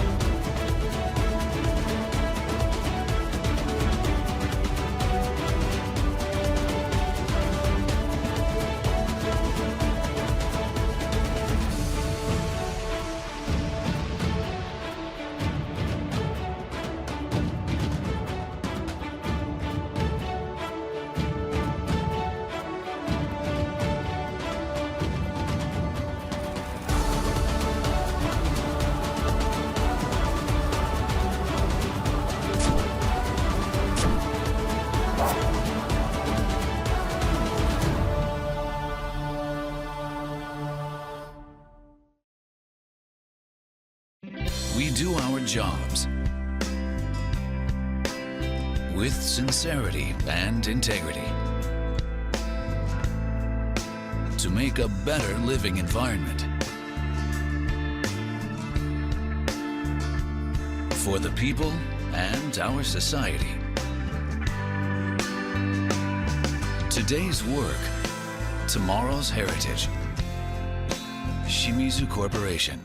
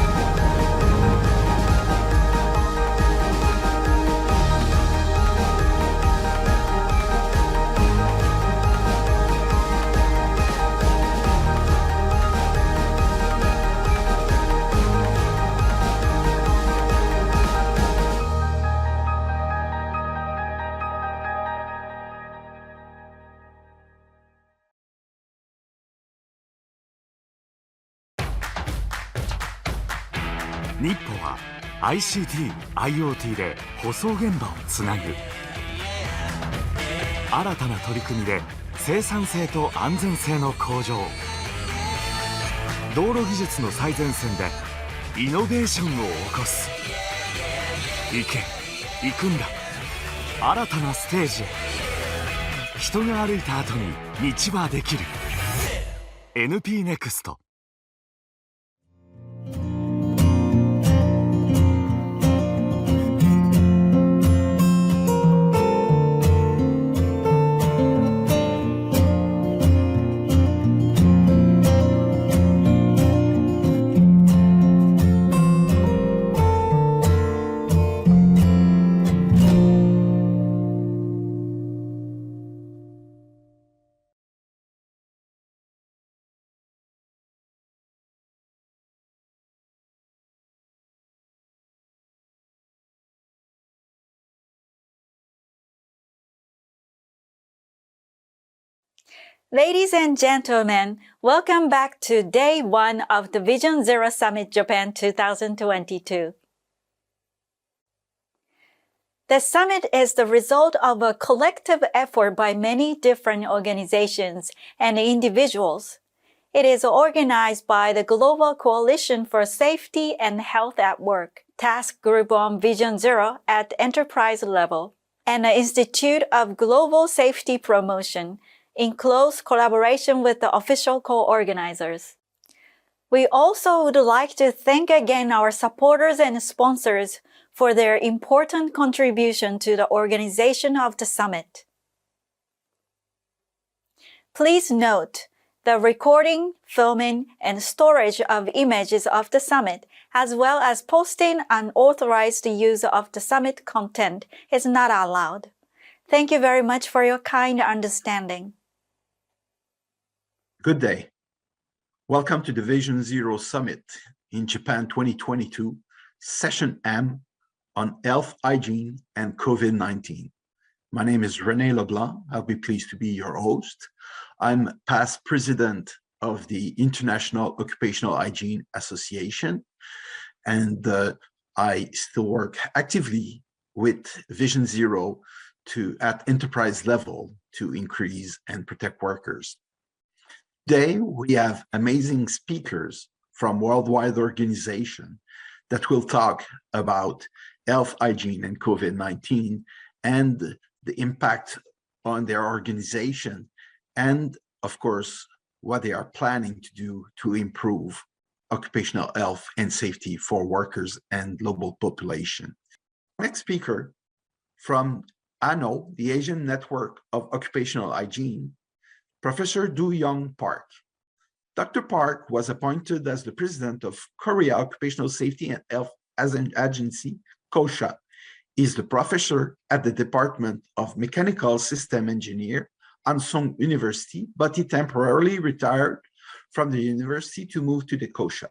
He graduated from School of Public Health in Seoul National University and received his doctoral degree from the School of Public Health, University of Michigan.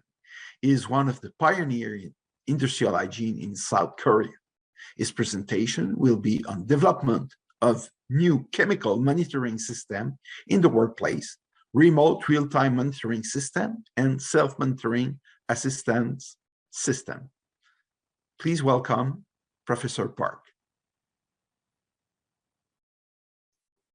Thank you, Chairman. Good morning, good afternoon, and good evening, everyone. I'm pleased to make a presentation at Vision Zero Summit Japan 2022. The title that I'm presenting today is Development of New Chemical Monitoring System in the Workplace, Remote Real-Time Monitoring System, and Self-Monitoring Assistance System. We have developed these systems to accommodate the challenges during the COVID-19. Actually, before the COVID-19, there were a lot of increased irregularity. Therefore, traditional occupational hygiene approach doesn't work well for a certain part. And during the COVID-19, we have faced a lot of challenges. There have been increased new type of work, like remote work and work from home. And also, we have seen the increased number of new types of workers, like platform workers and part-time workers. And also, the workplaces has been changed. To block the COVID-19 virus transmission, the workspace is isolated, and we have to maintain the social distances. And also, and many workplaces provide virtual workspaces. And also, the COVID-19 impacted to the occupational safety and health greatly. As the non-regular workers are increased, workforces and employment relationship has been changed. And also, the working time was changed. The traditional typical working time was 9 to 5. However, during the COVID-19, we could see a lot of changes of the working time. Some workers moved to the night shift, and some workers reduced the working time. And also, the workplaces has been changed. Many workers are not limited workplaces boundary. For example, the delivery workers, they are working on the road, and their workplaces is not limited to the workspaces that provided by employers. In that case, employer cannot control the workplaces. So the occupational safety and health area, I think, is expanded to anybody, anytime, and anywhere. This is the global trend, I think.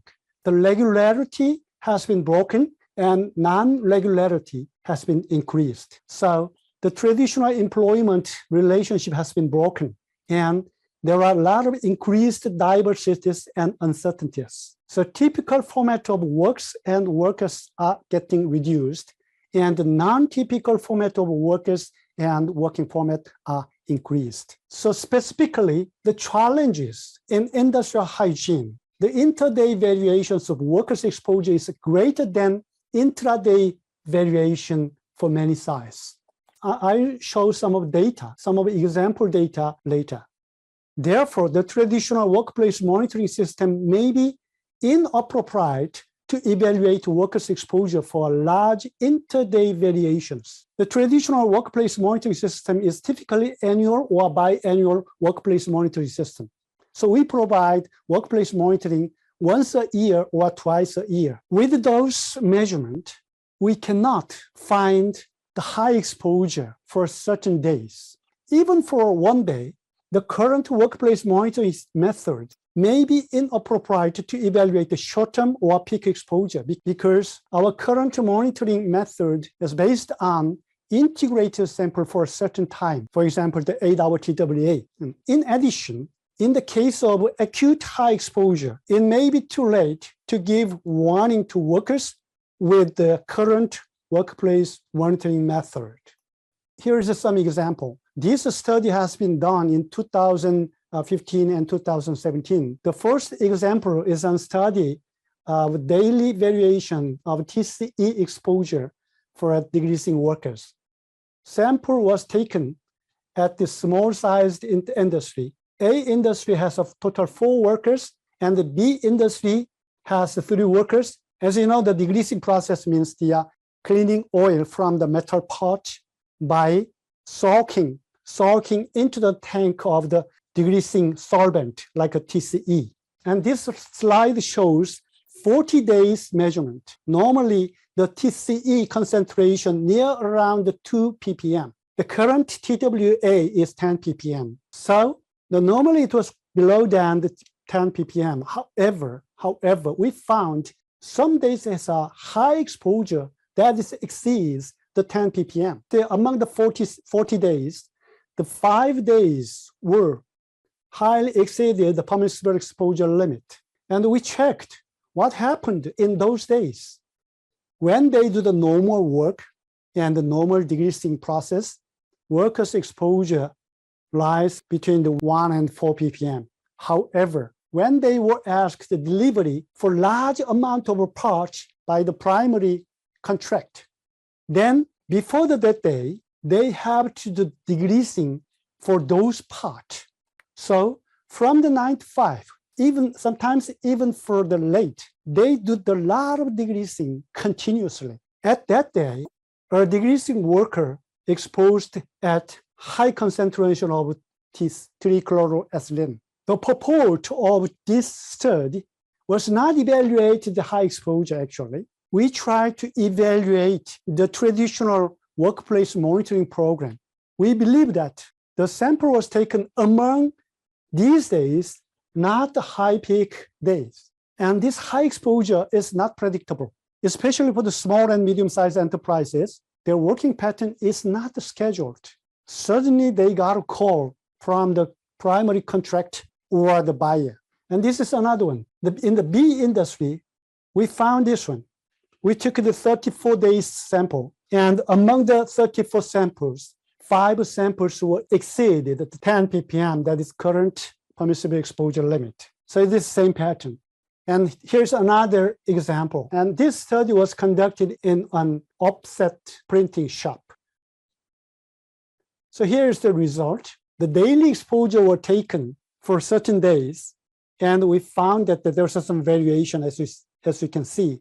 And after the shift, cleaning process from 20 to around 60 minutes, their exposure is higher than work shift.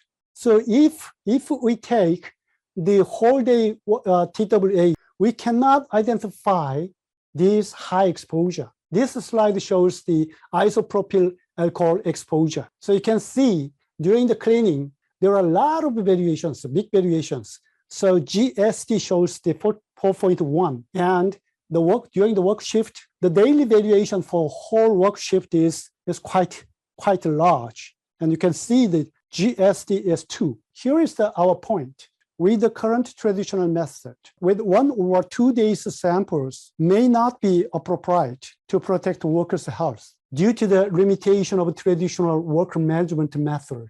As you know, the traditional workplace measurement method is based on the integrated sample, basically to provide 8-hour TWA. And our current permissible exposure limit is based on the 8-hour TWA. Although there are some short-term exposure criteria, this is not to represent intraday variation. This is only reflect the intraday variation.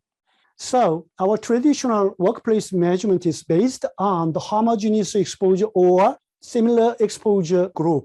So if you take the sample in 1 or 2 days a year, then we believe that it was possible to make the representative sample, and we can identify the risky group that exceeded the permissible exposure limit. And this scheme is assumed that the working environment is relatively static and stable. However, we found that in many workplaces, the average exposure is quite low. As the irregular workers or working form increased, there are some high exposure, and some days, as shown in the previous slide, we have to evaluate high exposure along the time.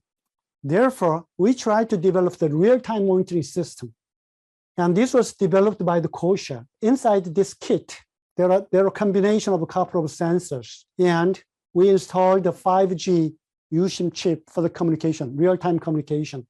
We did not try to develop a sensor. We did not develop a sensor. We just set a combination of a couple of sensors and the 5 USIM chip inside there to distribute these sensors into industries. And we installed this sensor for the pilot test, for example, here. And the signal was collected by Kosha server system. And this was analyzed in the various ways, and we programmed. If the peak exceeded the certain criteria that we already set, or the time average is exceeding at a certain level, then right away, and automatically this system sends the warning or alarm signal to the workers or employer or supervisor. Therefore, they can realize high exposure right away when they exposed to. And this is another system to assist the self-monitoring, basically using the passive sampler. Actually, we are developing the new Kosha passive sampler. While the Kosha staff visits the work site, they just give these samples to the workers and employer and ask them to take a sample whenever they want to do that. And the inspectors and the Kosha staff left. They cannot visit their site when they wanted, or emergency time, or high exposure at the irregular tasks. So we ask them, we ask the employer or employee to take the sample by themselves. So samples are taken by themselves, and they do sample when, where, whom, whatever they want to do, okay? And they were asked to record only the sampling time. Others are optional.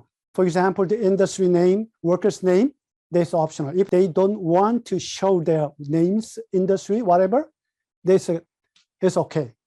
Here's in the backside, only they are asked to record the sampling time in the backside. There's essential information to know the concentration. Others are optional. Worker's name, industry name, process name. What if they don't want to disclose, then we don't ask them. Only here's in the backside the QR code. So they need to keep the QR code. We don't know the information on the industry for industry or workers. So we call this is a blind sampling. We don't know where, when it was taken. And this sample was shipped to the COSHA and prepaid shipping. And in the COSHA, we developed the automatic analyzing system for these kind of samples. This automatic analyzing system can cover around the 36 common organic solvents. To increase the analyzing capacity, we developed this system. Otherwise, manual work or manual analyzing, when it is analyzed, the result and recommendations shows on the website. So workers or employer can find their result on the website, and they can identify their samples by the QR code. Of course, this result is not the exact number like a 6.5 ppm. Rather than that, it shows roughly good, fair, cautious, or dangerous. If the concentration lies between the cautious and dangerous, it is highly recommended to take the more samples or ask COSHA or any consulting company for a consultation. So here, I'm not gonna to introduce the technical things or to talking about the technical stuffs. Rather than that, here's a keyword. Here's a keyword. This system is encourages sampling by themselves, those who deal with risks, the workers and employer. So, and do the sample when they want to do, whom they want to do, or where they want to do. Then we believe that eventually they will interest in their exposure and they can find some way to reduce their exposure. And second one is the blind sampling. Current workplace monitoring system is basically for surveillance. It's kind of inspection. Our intention is not to discourage, not to punish or blame employee or employees. However, if their exposure exceeds the permissible exposure limit, they are worrying about the inspection and punishment. So in general, they really hesitate to take the sample when they are exposed to high concentration. That's why we did not collect any information unless they want to record it. It is to make them free from the watching by inspectorates. And our intention of blind sampling is to encourage them to measure the maximum or peak exposure.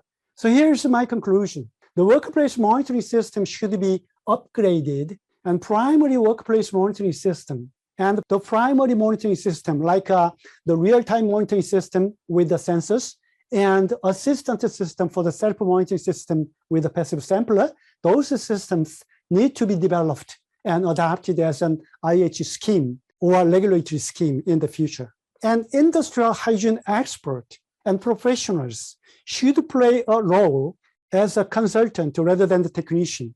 And calibration of the primary workplace monitoring system and the secondary or tertiary workplace evaluation services. So I believe we have to encourage the self-monitoring and primary monitoring in the workplaces as a screening system. And after that, if they have any problems, we, as an expert, can make an intervention to create the high values. In this presentation, I want you to introduce what we have thought to accommodate the huge variation of exposure in the workplaces and to make a suggestion to explore the new industrial hygiene scheme that can accommodate our future. Thank you very much. Thank you very much, Professor Park, for your presentation. It was very interesting. Our next speaker, Digital Minister Audrey Tang from Taiwan. Audrey Tang is a Taiwanese free software programmer and digital minister of Taiwan, who has been described as one of the 10 greatest Taiwanese computing personalities. Mrs. Tang is known for revitalizing the computer language Perl and Haskell, as well as building the online spreadsheet system EtherCalc in collaboration with Dan Bricklin.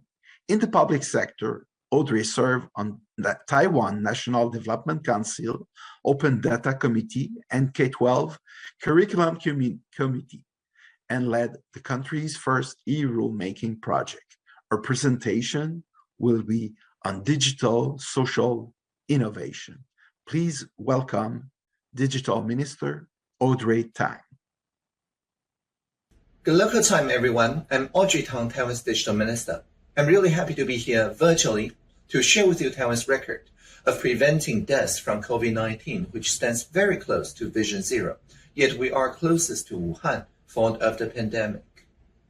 As of April 2022, Taiwan had recorded less than 900 deaths due to COVID since the beginning of 2020, despite the fact that the annual bidirectional flow of visitors between Taiwan and Wuhan typically has numbered in the tens of thousands annually before 2020. And our public health achievement has taken place chiefly without the kinds of governmental dictates, such as business and residential lockdowns, that have aroused controversy and caused economic and psychological distress around the globe.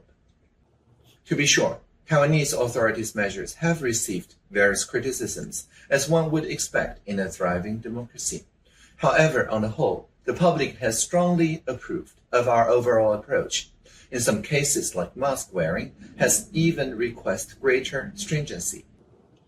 On 31st December 2019, a young physician with the screen name No More Pipe posted a message on PTT, a student-run social media bulletin board.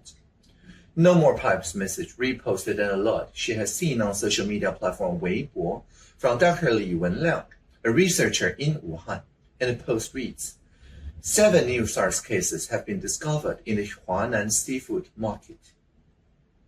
Many PTT participants upvoted No More Pipe's post, and Health Ministry official Dr. Luo Yijun checked PTT, noted Dr. Li Wenliang's credibility, and notified the Health Ministry's team of experts that had been organized after the 2003 SARS outbreak. And this team of experts, exercising its authority, instituted a health inspection for all flight passengers coming in from Wuhan the very next day, the 1st of January 2020. And that action marked the beginning of our expeditious response.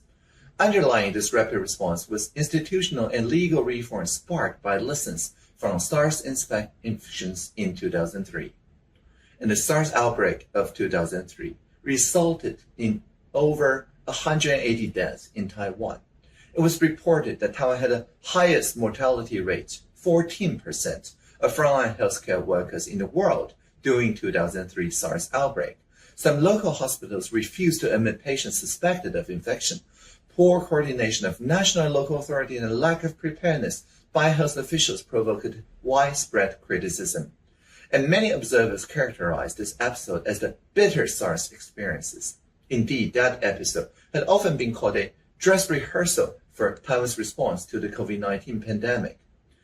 In response to the institutional and regulatory failures of 2003, the executive and the legislative branches moved to repair the cracked foundations of the institutional structures for epidemic control.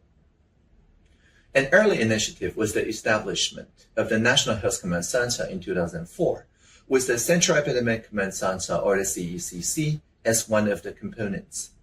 You see, our Communicable Disease Control Act, the CDC Act, is the primary legal basis for measures to combat epidemic.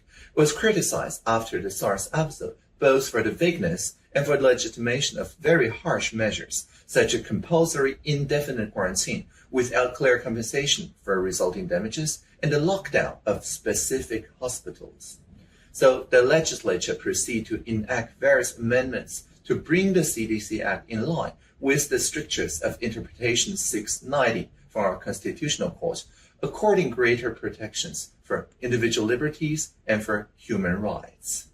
So now the CDC Act contains, for example, the Article 8, which gives the Ministry of Health legal authority to declare the existence of an epidemic, in which case the Health Minister can establish the CECC.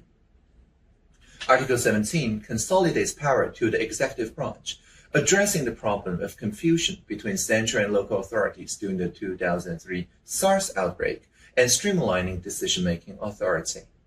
The executive branch implemented a series of important reforms consonant with the amended CDC Act, with a view toward better preparedness whenever the next epidemic might strike, creating what has been called a SARS playbook.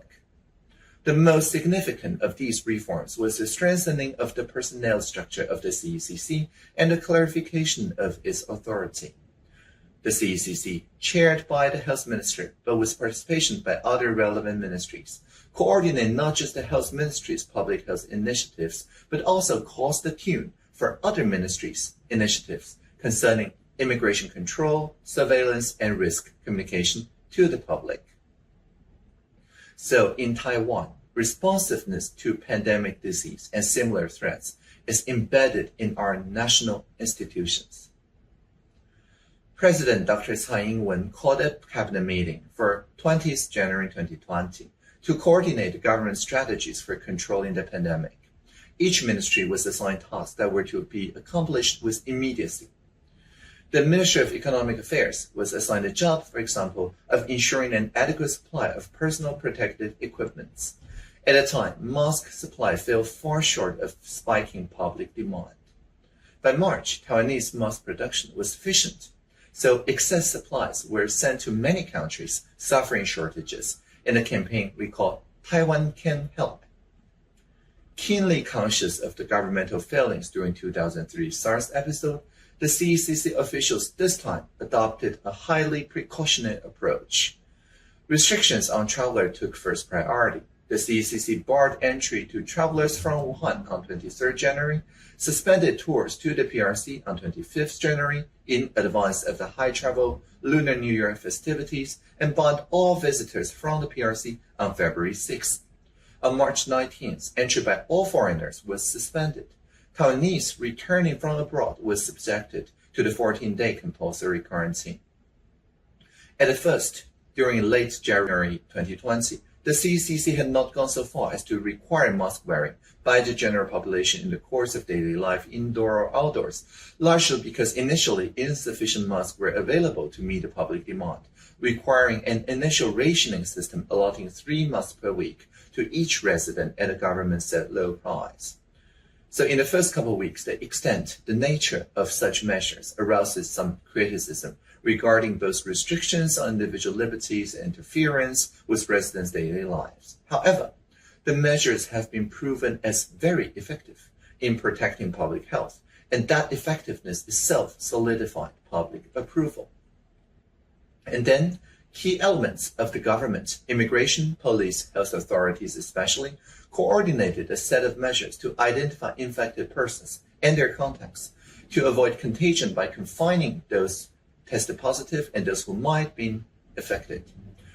The first step was the amalgamation of Taiwan's separate information storage systems into a single integrated system in which all relevant authorities had contributed. Taiwan's national health insurance system, covering more than 99% of our population, provides an electronically readable card to every member, containing the person's medical records and payment history. The National Immigration Agency maintains the electronic records on individual travel to and from other countries, permitting identification of possible infection vectors from abroad.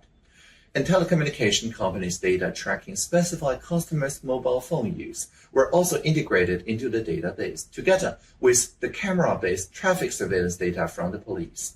So the Health Ministry and the CECC could thereby access every patient's records for information about their health status and could locate those who were possibly infected. After the first confirmed COVID-19 case, a traveler from Wuhan was reported on 21st January 2020. CCC introduced guidelines for testing or quarantining of individuals deemed at high risk, and these included people who had recently traveled or lived abroad, people who had contact with symptomatic travelers from abroad or with other symptomatic or confirmed cases, and of course people with pneumonia. For those required to be quarantined, a 14-day home or hotel quarantine period is mandated.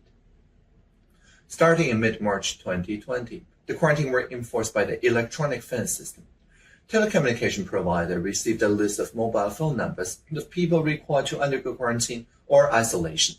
They can determine within a 50-meter radius the location of each mobile phone. If a phone user left the location of their designated quarantine or isolation site or turned off the phones, well, the system notified the police, civil, and health authorities. Again, these measures aroused controversy from both the standpoint of civil liberty and practical interference with daily life. To head off such criticism and to provide a solid legal basis for the measure we have taken, the executive branch proposed and the legislature speedily enacted the COVID-19 Special Act. These statutory provisions gave the government extensive enforcement tools for pandemic control, but for the most part, the government chose not to employ them in draconian fashion. Rather, the primary strategy was persuasion and the construction and strengthening of a social consensus, advancing good public health practices. The key element in this strategy was risk communication, chiefly employing fact and humor rather than threat and fear. CCC held daily live coverage press conferences to provide accurate, up-to-date information on COVID incidents and prevalence and on control policies, followed by open Q&A sessions and employed social media for these purposes as well. Dr. Chen Shizhong, Health Minister, was our public face for the government's risk communication efforts, setting out the facts and dispelling misconceptions, rather than threatening sanctions for disobedience of enforceable rules. Minister Chen was not the only public face of our risk communication tactics. Putting into practice what we call humor over rumor, the CCC also had an actual spokesdog, a Shiba Inu named Zongchai. Whenever CCC rolls out a measure such as physical distancing, the participation officer would walk back home, take a new photo of the dog, and say, for example, when you're indoors, keep 3 Shiba Inus away. When you're outdoor, keep 2 dogs away. It's very creative, and people share that all the time. Of course, during the pandemic, we're not immune from the worldwide plague of infodemic or misinformation about health. Part of the strategy has been to sometimes sanction certain individuals' social media posts under the Social Order Maintenance Act, a practice that has drawn criticism, alleging a chilling effect on free speech, even though we did not do any administrative takedowns. On the whole, however, the governmental approach to pandemic control has been to favor persuasion over compulsion, out-miming the infodemic. The approach has succeeded remarkably well, and I think a confluence of factors has aided our relative imperviousness to the ravages of the COVID-19 pandemic. Of course, the first is geographic. Insularity provides insulation. The second is our preparation of the legal and institutional infrastructure to cope with pandemics following our bitter experience with SARS in 2003. A third possible contributing factor is perhaps counterintuitive. That's Taiwan's exclusion from the WHO, the World Health Organization, due to opposition from the PRC regime, that's the People's Republic of China. Many Taiwanese have long distrusted official information from the PRC. One reason of that distrust is the lack of credibility of PRC-based information during the 2003 SARS episode. Thus, unlike many WHO member nations who tend to rely on WHO recommendations, we adopted this self-help approach. Other elements contributing to our success might be ascribed to the general heading of cultural factors. One is the traditional acceptance of mask wearing. A second factor, perhaps a bit speculative, might be a higher level of risk aversion in the health sphere in Taiwan compared to many Western nations. In reaction to occasional increase in infection incidence of low to moderate gravity, they'll be viewed as ordinary in Western nations accustomed to far larger infection incidence statistics. Alarm bells have been sounded in Taiwan, and CEC's recommendations have been tightened despite only a tiny increase in the mortality statistics. The public has generally responded to those alarm bells by acceptance of the increased restrictions. The prevalence of public fear of the risk of infection, even low to moderate ones, is borne out by the high demand for vaccinations. For example, the eagerness of getting boosters seen during January 2022. Another cultural factor has to do with values of mutual respect and family solidarity. Respect for expertise embodied in governmental recommendation for hygienic practices announced by renowned medical leaders has enormous influence. So what does this response to the COVID-19 pandemic have to say about the nature of Taiwanese society? I'd like to conclude with the words of my former colleague in the cabinet, Professor Ye Junrong. There's a social solidarity in this nation. We have our disagreements. Our parliament is rambunctious, but we keep to the rules out of a sense of community. This is a disciplined democracy. Thank you for listening. Live long and prosper. Thank you very much, Minister Tang, for your amazing presentation. It was great to have you. We are very pleased you joined our conference. Next speaker from NEPAD, Mr. Norman Koza. Audu NEPAD Senior Program Officer is an OSH specialist and president of the Southern African Institute for Occupational Hygiene, SAIO.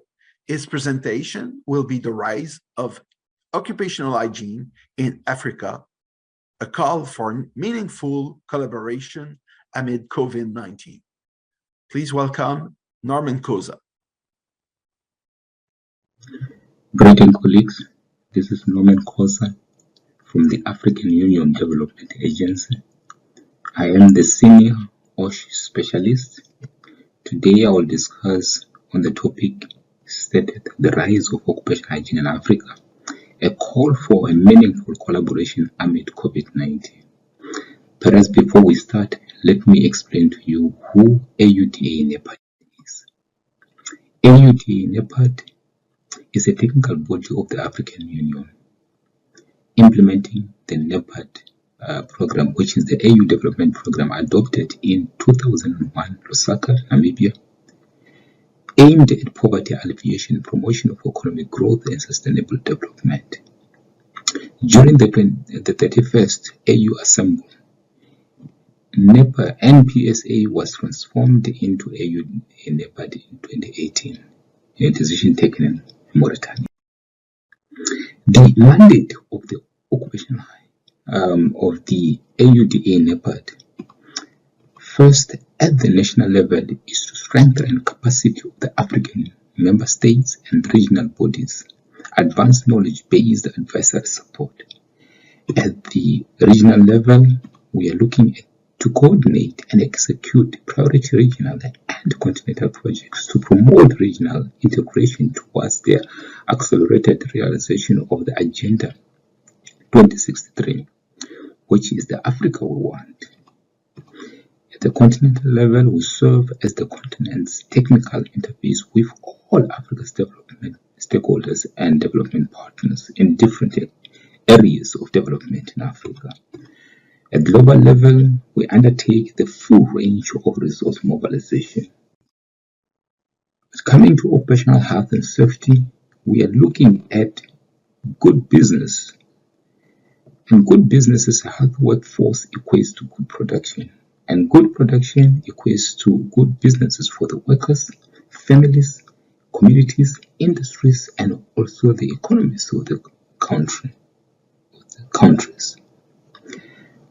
OSH as a multidisciplinary team is key in developing and achieving the good business, where occupational health, occupational hygiene, occupational safety, and environmental health needs to work hands in hands in order to achieve sound business. Globally, when we look at occupational hygiene landscapes, the presence of internationally qualified and recognized occupational hygiene professionals worldwide, it still needs more attention. Globally, there are approximately 24,000 occupational hygiene professionals serving around 3.3 billion working population, of which 61% are informal workers. A decade ago, IOA had 20 members. Today, where they have got more than 33 members with 24 occupational hygienists. Africa did not contribute to the 13 new member countries. Out of the 35 IOA members contributes only 30 members. Countries only 13 had or still have some form of certification or license of occupational hygienists. And the Southern African Institute of Occupational Hygiene is among those that have that licensing, which it has got the power to train the African continent.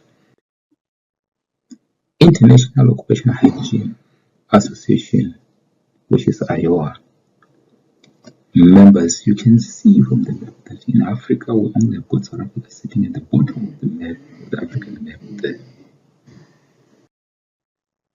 When you look at the occupational hygiene professions in Africa registered with SIO, you can see that 905 members are available in Africa. And of all the countries, I think we have got a presence. The more presence is in Africa. But you can see that we've got members in virtually in most of the countries, or in few countries globally. But Botswana and Namibia, they are following Africa. But we've got 1 or 2 members in Australia, Belgium, Kenya, USA, Zambia, and so forth.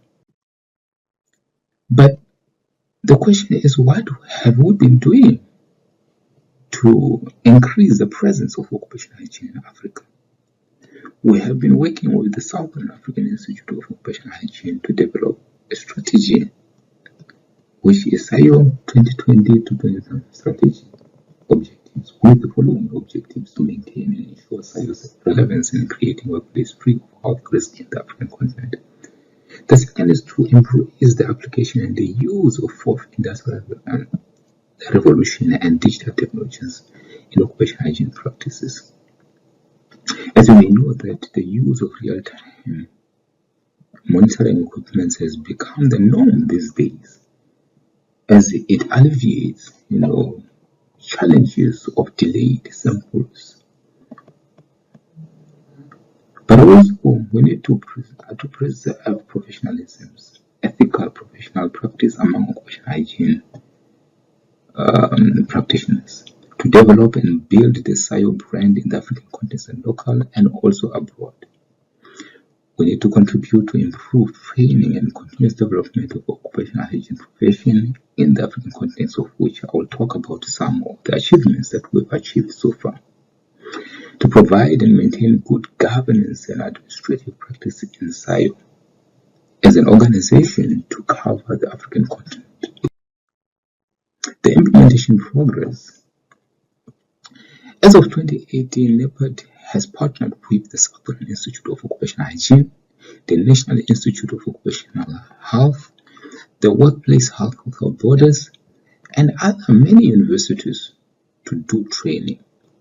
Since we started, actually we trained in 3 modules of the OTA, which is recognized by the International Occupational Hygiene Association, which when one passed, one can practice anywhere in the world because it's standardized.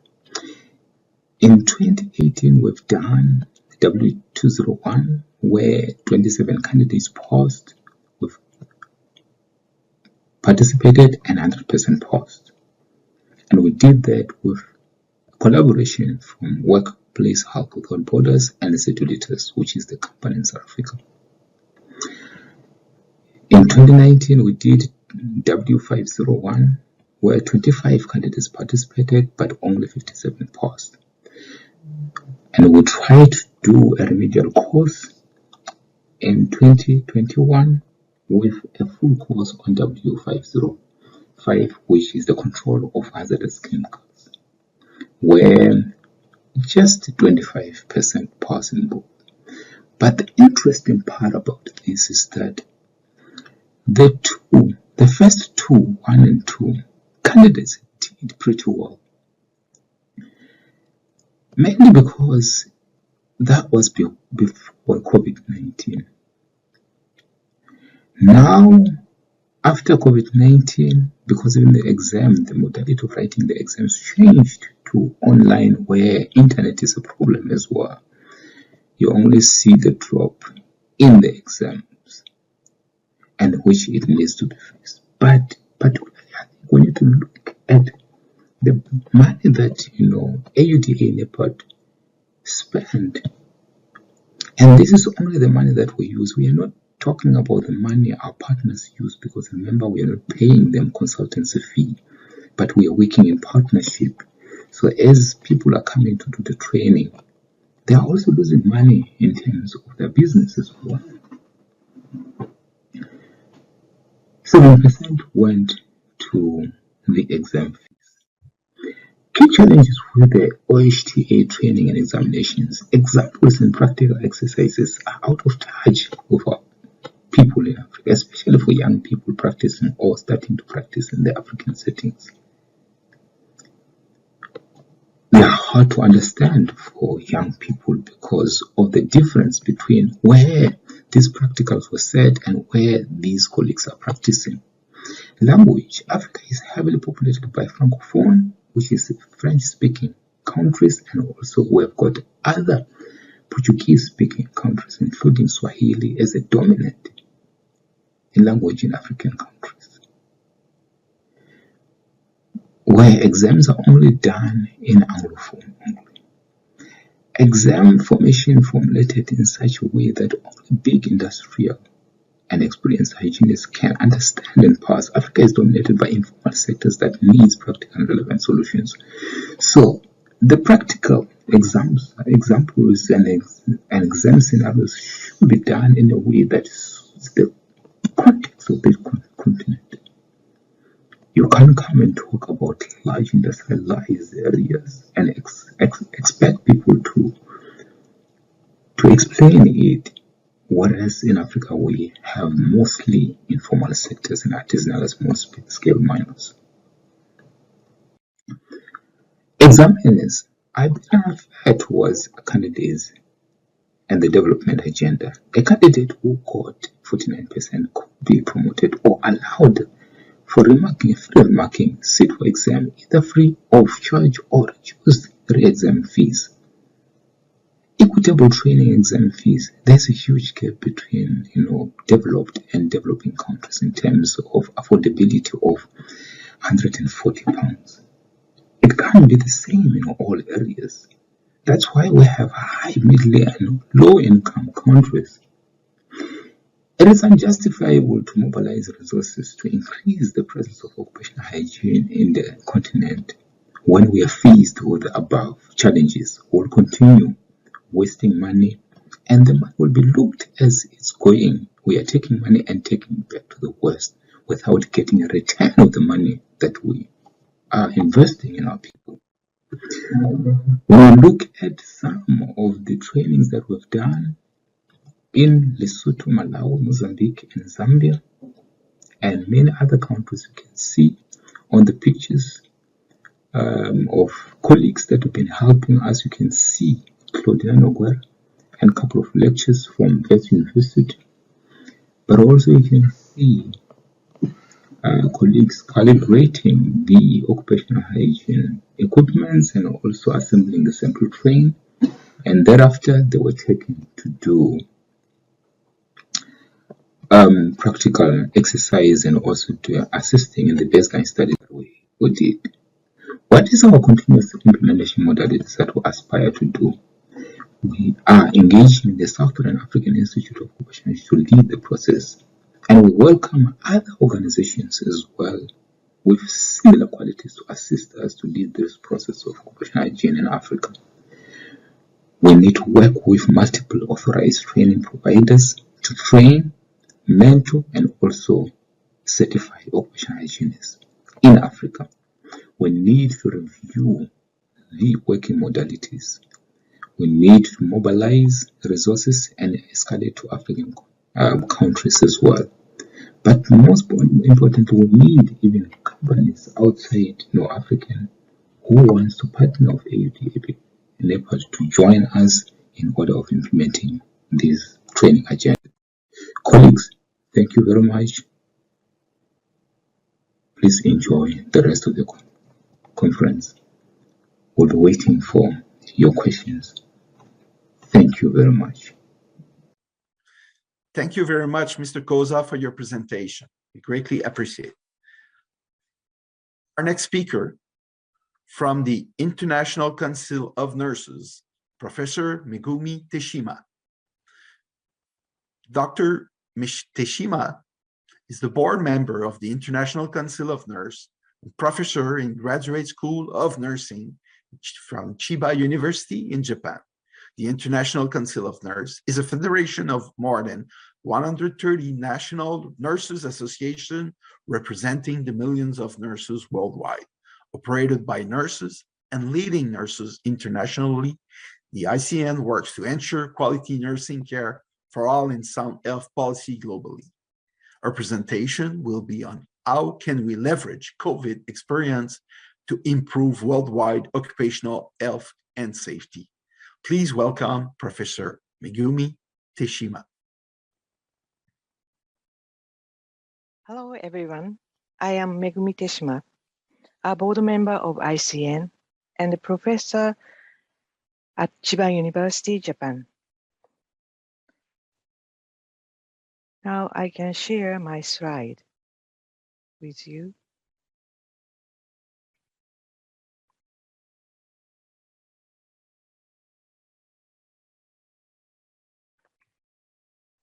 Thank you for the opportunity to present the Vision Zero 2022.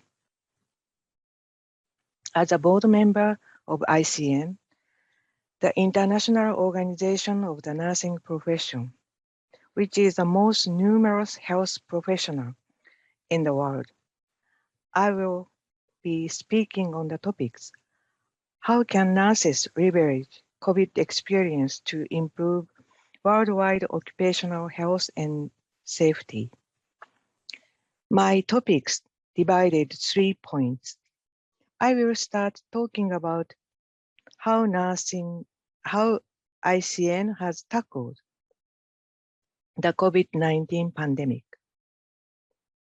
Second, I will talk about Japanese Nursing Association challenging and action for the future.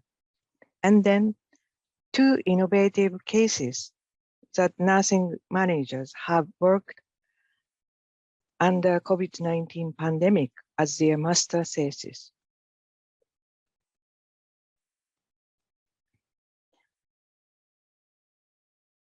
The report, State of World Nursing published 2020. In that report, mentioned that nursing is the largest occupational group in the health sector, accounting for approximately 59% of the health professionals. ICN is a federation of more than 130 national nurses associations. Founded in 1899, it was the first non-governmental organization to be recognized by the World Health Organization. It is the voice of the more than 27 million nurses worldwide. It was the first and the widest reaching international organization for health professionals. ICN is working to enhance the health of individuals, population, and society by championing the contribution and image of nurses worldwide, advocating for nurses at all levels, advancing the nursing profession, influencing health, social, economic, and education policy. ICN's mission: to present nurses worldwide, advance the nursing profession, promote the well-being of nurses, and advocate for health in all policies. The vision, the global community recognizes, supports, and invests in nurses and nursing to deliver health for all. The COVID effect nurses. ICN was the first organization to systematically analyze the data on nurses' infection and death. We highlighted the shortage of PPE and identified the physical and mental pressures of pandemic. ICN disseminated best practice information through webinar and communication with National Nursing Association. We highlighted the abuse and attacks nurses suffered as a result of misinformation about the COVID-19. ICN published a variety of publications. Recently reported Sustain and Retain in 2022 and beyond. And the last year, ICN Code of Ethics revised, and the Human Rights and the Guideline on Nursing Prescribing. The Code of Ethics for Nurses 2021, actually I was one of the committee members. The code, first produced in 1953, a statement of the ethical value, responsibilities, and professional accountability of nurses that define and guide ethical practice. It provided ethical guidance in relation to nurses' role, duties, responsibilities, behaviors, professional judgment, and relationship with patients, others who are receiving care or services, co-workers, and allied professionals. Reflects lessons learned from the COVID-19 pandemic. The code is to be used in combination with countries' existing laws, regulation, and the professional standards that govern nursing practice. I picked up 5 points relating to today's topics. Nurses promote an environment in which human rights, values, customs, religious, and spiritual beliefs of individual families, and the communications are acknowledged and respected by everyone. Nurses' rights are included under human rights and should be upheld and protected. Nurses demonstrate professional values such as respect, justice, responsiveness, caring, compassion, empathy, truthfulness, and integrity. They support and respect the dignity and universal rights of all people, including patients, colleagues, and families. Nurses value their own dignity, well-being, and health. To achieve this requires positive practice environment characterized by professional recognition, education, reflection, support structures, adequate resourcing, sound management practice, and occupational health and safety. Nurses are patient advocates, and they maintain a practice culture that promote ethical behavior and open dialogue. Nurses are active participants in the promotion of patient safety. They promote ethical conduct when error or near miss occur, speak up when patient safety is threatened, advocate for transparency, and work with others to reduce the potential of error. ICN 2020 Call to Action on COVID-19 and Leadership Throughout the Pandemic.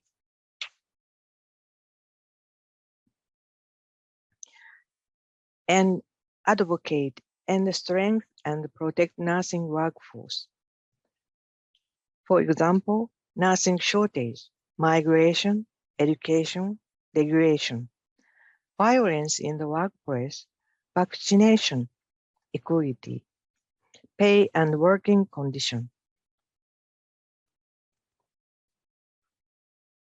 ICN 2022 report on the global nursing workforce and international migration mentioned about the healthcare system were fragile before the pandemic.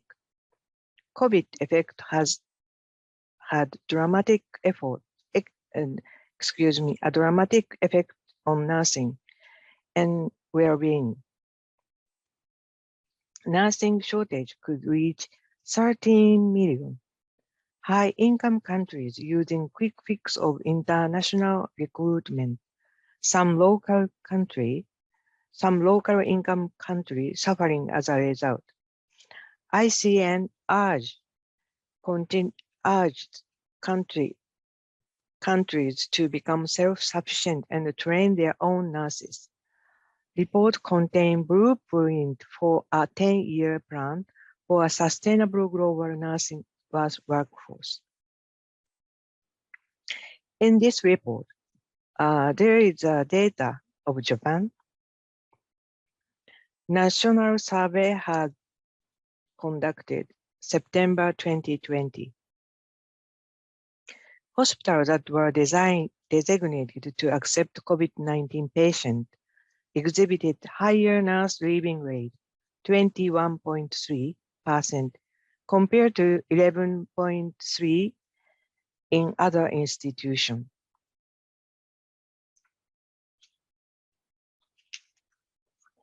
This graph shows that additional potential nurse leavers. If only an additional 4% of the global nursing workforce were leave as a result of pandemic impact, then the increased outflow of nurses would be more than 1 million. This would push the global nurses shortage estimate up to 7 million. ICN is actively engaged with the World Health Organization, and ICN annually published the report International Nursing Day, and resources provided guidance for nurses everywhere. I moved to Japanese Nursing Association challenges nurses during the COVID-19 pandemic in Japan and action for the future.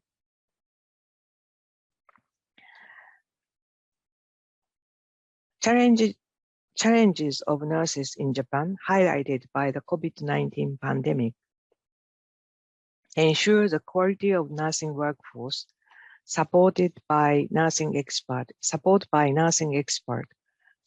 for nursing to continue working, and review of healthcare delivery system based on the experience of the COVID-19 pandemic, reinforcement of nurse staffing, improving working condition of nurses, strengthening the base of utilization of nursing qualification, and reflection of local policies, and cooperation of nurses in the community. Japanese Nursing Association also provided healthy workplace guidelines on the web so everyone can see and utilize the practice. Now I move on the last part, innovation. There is a saying in Japan, onko chishin, which means to learn new things from the past. I would like to introduce two cases today. Those are conducted projects at the ICU in hospitals with specific functions that experience great stress in having patients due to the COVID-19 pandemic. First case is a project by Hayakawa. During the COVID-19 pandemic, she introduced a meeting 101 to support all the staffs cope with the stress and isolation. As shown this slide, in fiscal year 2019, when the COVID-19 outbreak began, retention rate was low, and there were many resignations for unclear reasons. However, over the past 2 years, since the 101 meeting was implemented, the retention rate has improved, and those who have left have had a clear reason, such as caring for parents or changing career. The next case is a project by Tsuji. Tsuji first surveyed a stress in the ICU once a month. The team held a meeting with physicians, pharmacists, nutrition, physical therapists, and other professionals working in the ICM to learn about the research and the knowledge that revealed that the verbal abuse and other disrespectful behavior in the workplace and undermined safety, and to continue the dialogue and have opportunity to learn about the importance of mutual understanding and collaboration. In addition, she developed a team consist with young nurses to create healthy work environment. They create a comfortable working environment, made the break room more relaxing and providing information. Tsuji applied Clark's model of civility. Japanese people tend to appear polite and calm, well implemented civility. However, in busy and high stress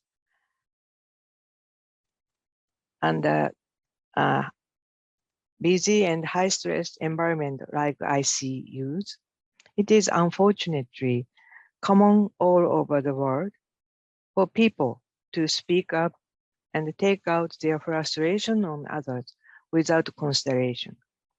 This creates a vicious cycle in which staff members become more tense, which leads to sick and turnover and unsafe environment. First, Clark developed this model in the educational settings and then revised. When stress became higher, and if not properly managed in the response, they resonate with each other, resulting in an organization that is not as bright as one of the left. On the other hand, when properly managed, a polite and courteous organization will be sustained. This slide shows the relation of sick leave and two interventions. As in last August, there were many as 8 times sick leave per month. Then they decided had a prize campaign, taking an interest in what people are doing and prizing them, and provided study session on anger management. In addition, November, they had an opportunity to learn about ensuring good sleep and physical comfort during the night shift. And since then, the number of sick leave has drastically decreased. Today, Due to time constraint, I have present 2 cases, but their 3 teams have sent me their photos. What do you think? Don't you all shine even though they are busy with the COVID-19 pandemic? I believe that the strengthening competency of nursing manager is not only impact on the nurses, but also to the morale of the team, physician, pharmacist, nutrition, and physical therapist who work there. I would like to explain the key to success from the perspective of the healthy workplace model published by WHO in 2010. Shared values of core value, such as patient-centered, mutual respect, dignity, compassion, and collaboration with management leadership and the people who work there. This means providing psychosocial support, dialogue, civility-based collaboration, and providing information and creating environment that is a healthy workplace. I would like to show my treasure, some posters. Those posters were in the hospital of those who completed the master program. They are not only informative, but also humor and witty.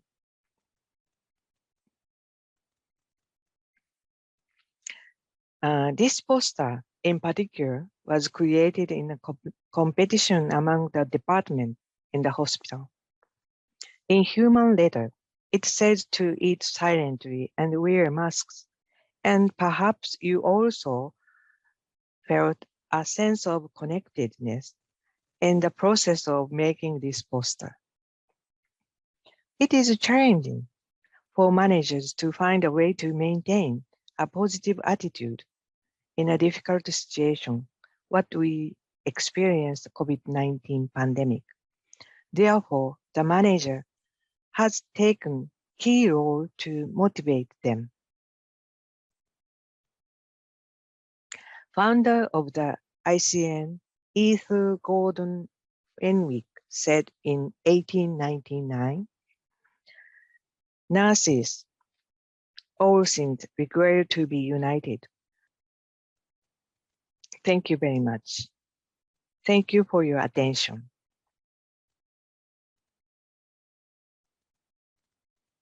Thank you very much, Professor Teshima. It was great to listen to your presentation. Our last speaker for today's session M is Dr. Margaret Graf. Dr. Graf is the Vice President and Secretary General of the International Ergonomic Association. She is a professional ergonomist with a view on human factors, specialist concerned with promoting working conditions to enhance human well-being and performance. Today's presentation will be using a work system approach to design safe and healthy workplace, integrating human factor ergonomic principle. Please welcome Dr. Margaret Graf. Hello, everybody. My name is Maggie Graf, and I'm speaking to you from the International Ergonomics Association. COVID has raised the global population awareness level on safety, prevention, and protection like never before in our lifetimes. And it has changed how we work, probably forever. We should take this momentum to propose ideas for the new reality. I'm grateful for the extension of Vision Zero to healthcare as a great start. My presentation will start with a short introduction to the principles of my discipline, human factors, or ergonomics as it is called in different parts of the world. I will then talk about some changes in the world of work that have resulted from COVID-19 and others that were happening with or without COVID. I will explain the human factors ergonomics approach for meeting these challenges that our new work systems pose. The presentation will conclude with an example of the healthcare system. A bit of background on IEA. We are a global federation of human factors and ergonomics societies from around the world. We have countries from all levels of development and income. In recent decades, the main areas of growth have been in Southeast Asia and Latin America. HFE, as we call it, uses principles from a wide range of disciplines, including physiology, cognitive psychology, industrial engineering, and sociology, amongst many others. It aims to look at the whole picture and identify the elements that impact on humans, designing or redesigning for them for optimal usability and minimizing health risks. We believe that there is ample data to show that workers are most productive when all of the elements of a work system are designed to fit the capabilities and capacities of the people doing the work. Modern HFE uses a systems approach to look at the whole socio-technical context. This is usually an iterative process, requiring a lot of consultation with the workers themselves. The aim is to identify gaps, that is, areas where there is a mismatch between the capacities of the workers and the socio-technical context.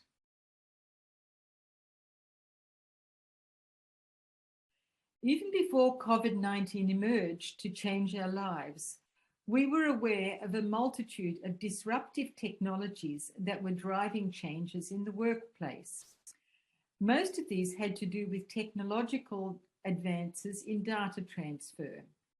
These changes, well, that's the so-called Industry 4 changes.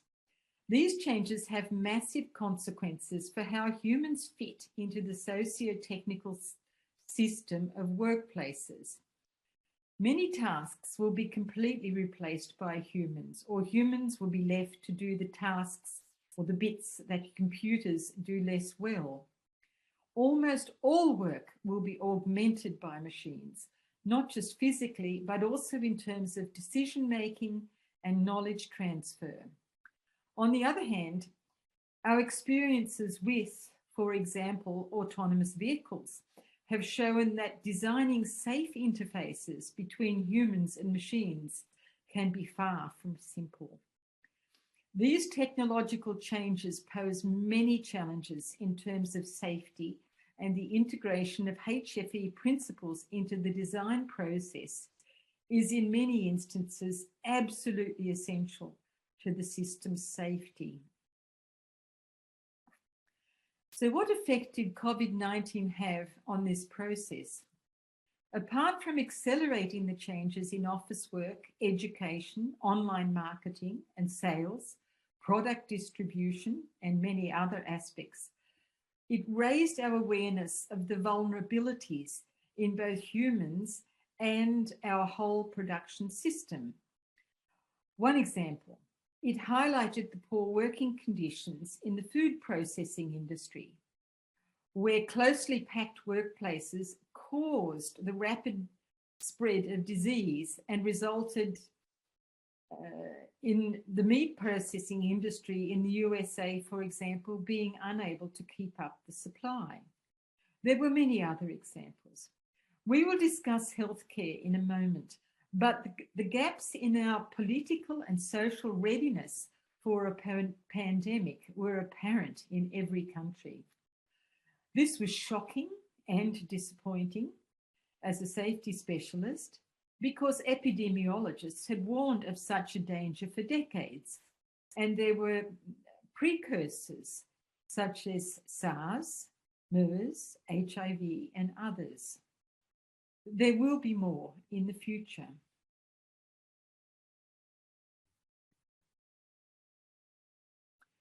Even the healthcare system itself was ill-prepared. In the healthcare sector, there were reports of caregivers who were forced to wear masks for days because supplies had dried up. There were issues with toxic disinfectants causing health problems, and the working hours became so long that many healthcare givers resigned rather than risk burnout and their own health and well-being. The list of issues that endangered them is long and not complete on this slide.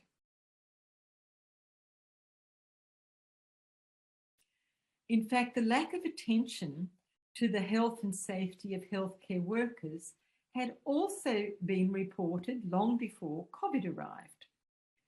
These people are trained in health management, so why didn't they take care of themselves? From a HFE perspective, they are trapped in a system which does not support their health protection. So let's look at the system using a HFE approach.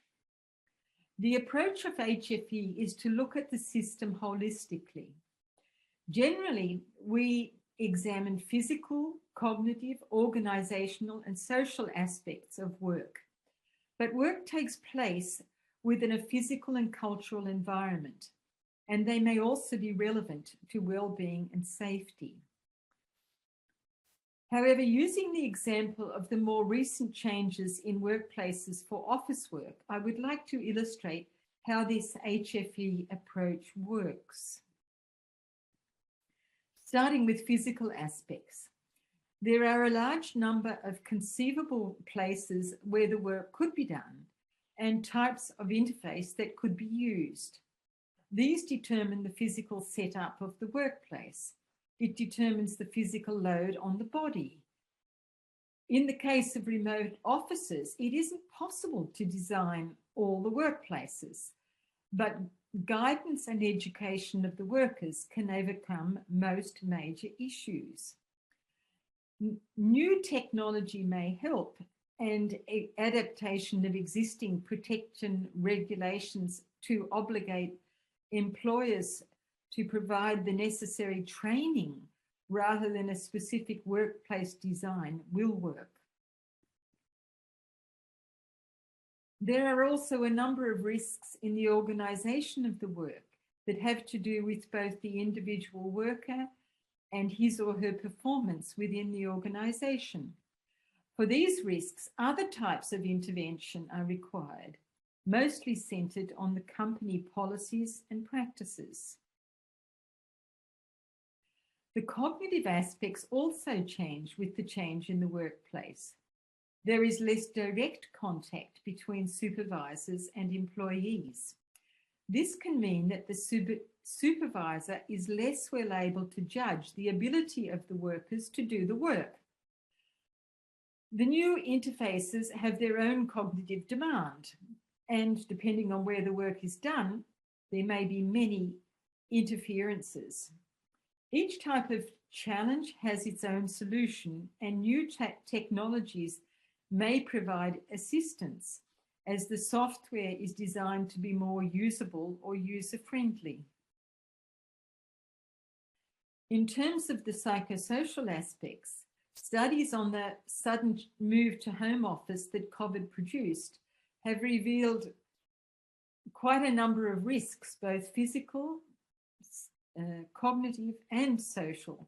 The importance of informal contact between co-workers to the efficiency of work has particularly been highlighted, and social isolation has resulted in an increased risk of mental disorders in workers. Again, improvements in the technology may provide some solution for these issues as well. In summary, the HFE systems approach looks not only at the elements of a system, but at their interactions, and it considers multiple levels. It expects that the whole will be more than the sum of the parts. We speak here of emergent characteristics of systems to describe this phenomenon. To tackle the current health risks in the healthcare system, we propose to the policymakers to proceed with just such a holistic view. So, in this brief presentation, I have introduced an approach that HFE uses to address the health and safety challenges that have been highlighted by the COVID-19 pandemic. The same systems approach can, and I believe must, be used for creative and successful design of work systems for the future of work in all fields. Thank you for your attention. Thank you, Dr. Graf. It was great to listen to your presentation.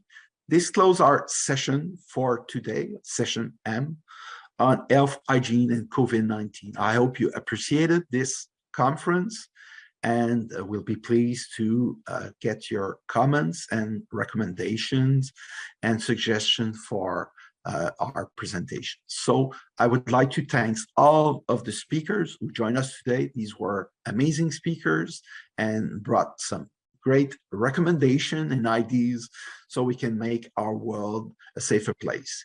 Thank you very much, everybody.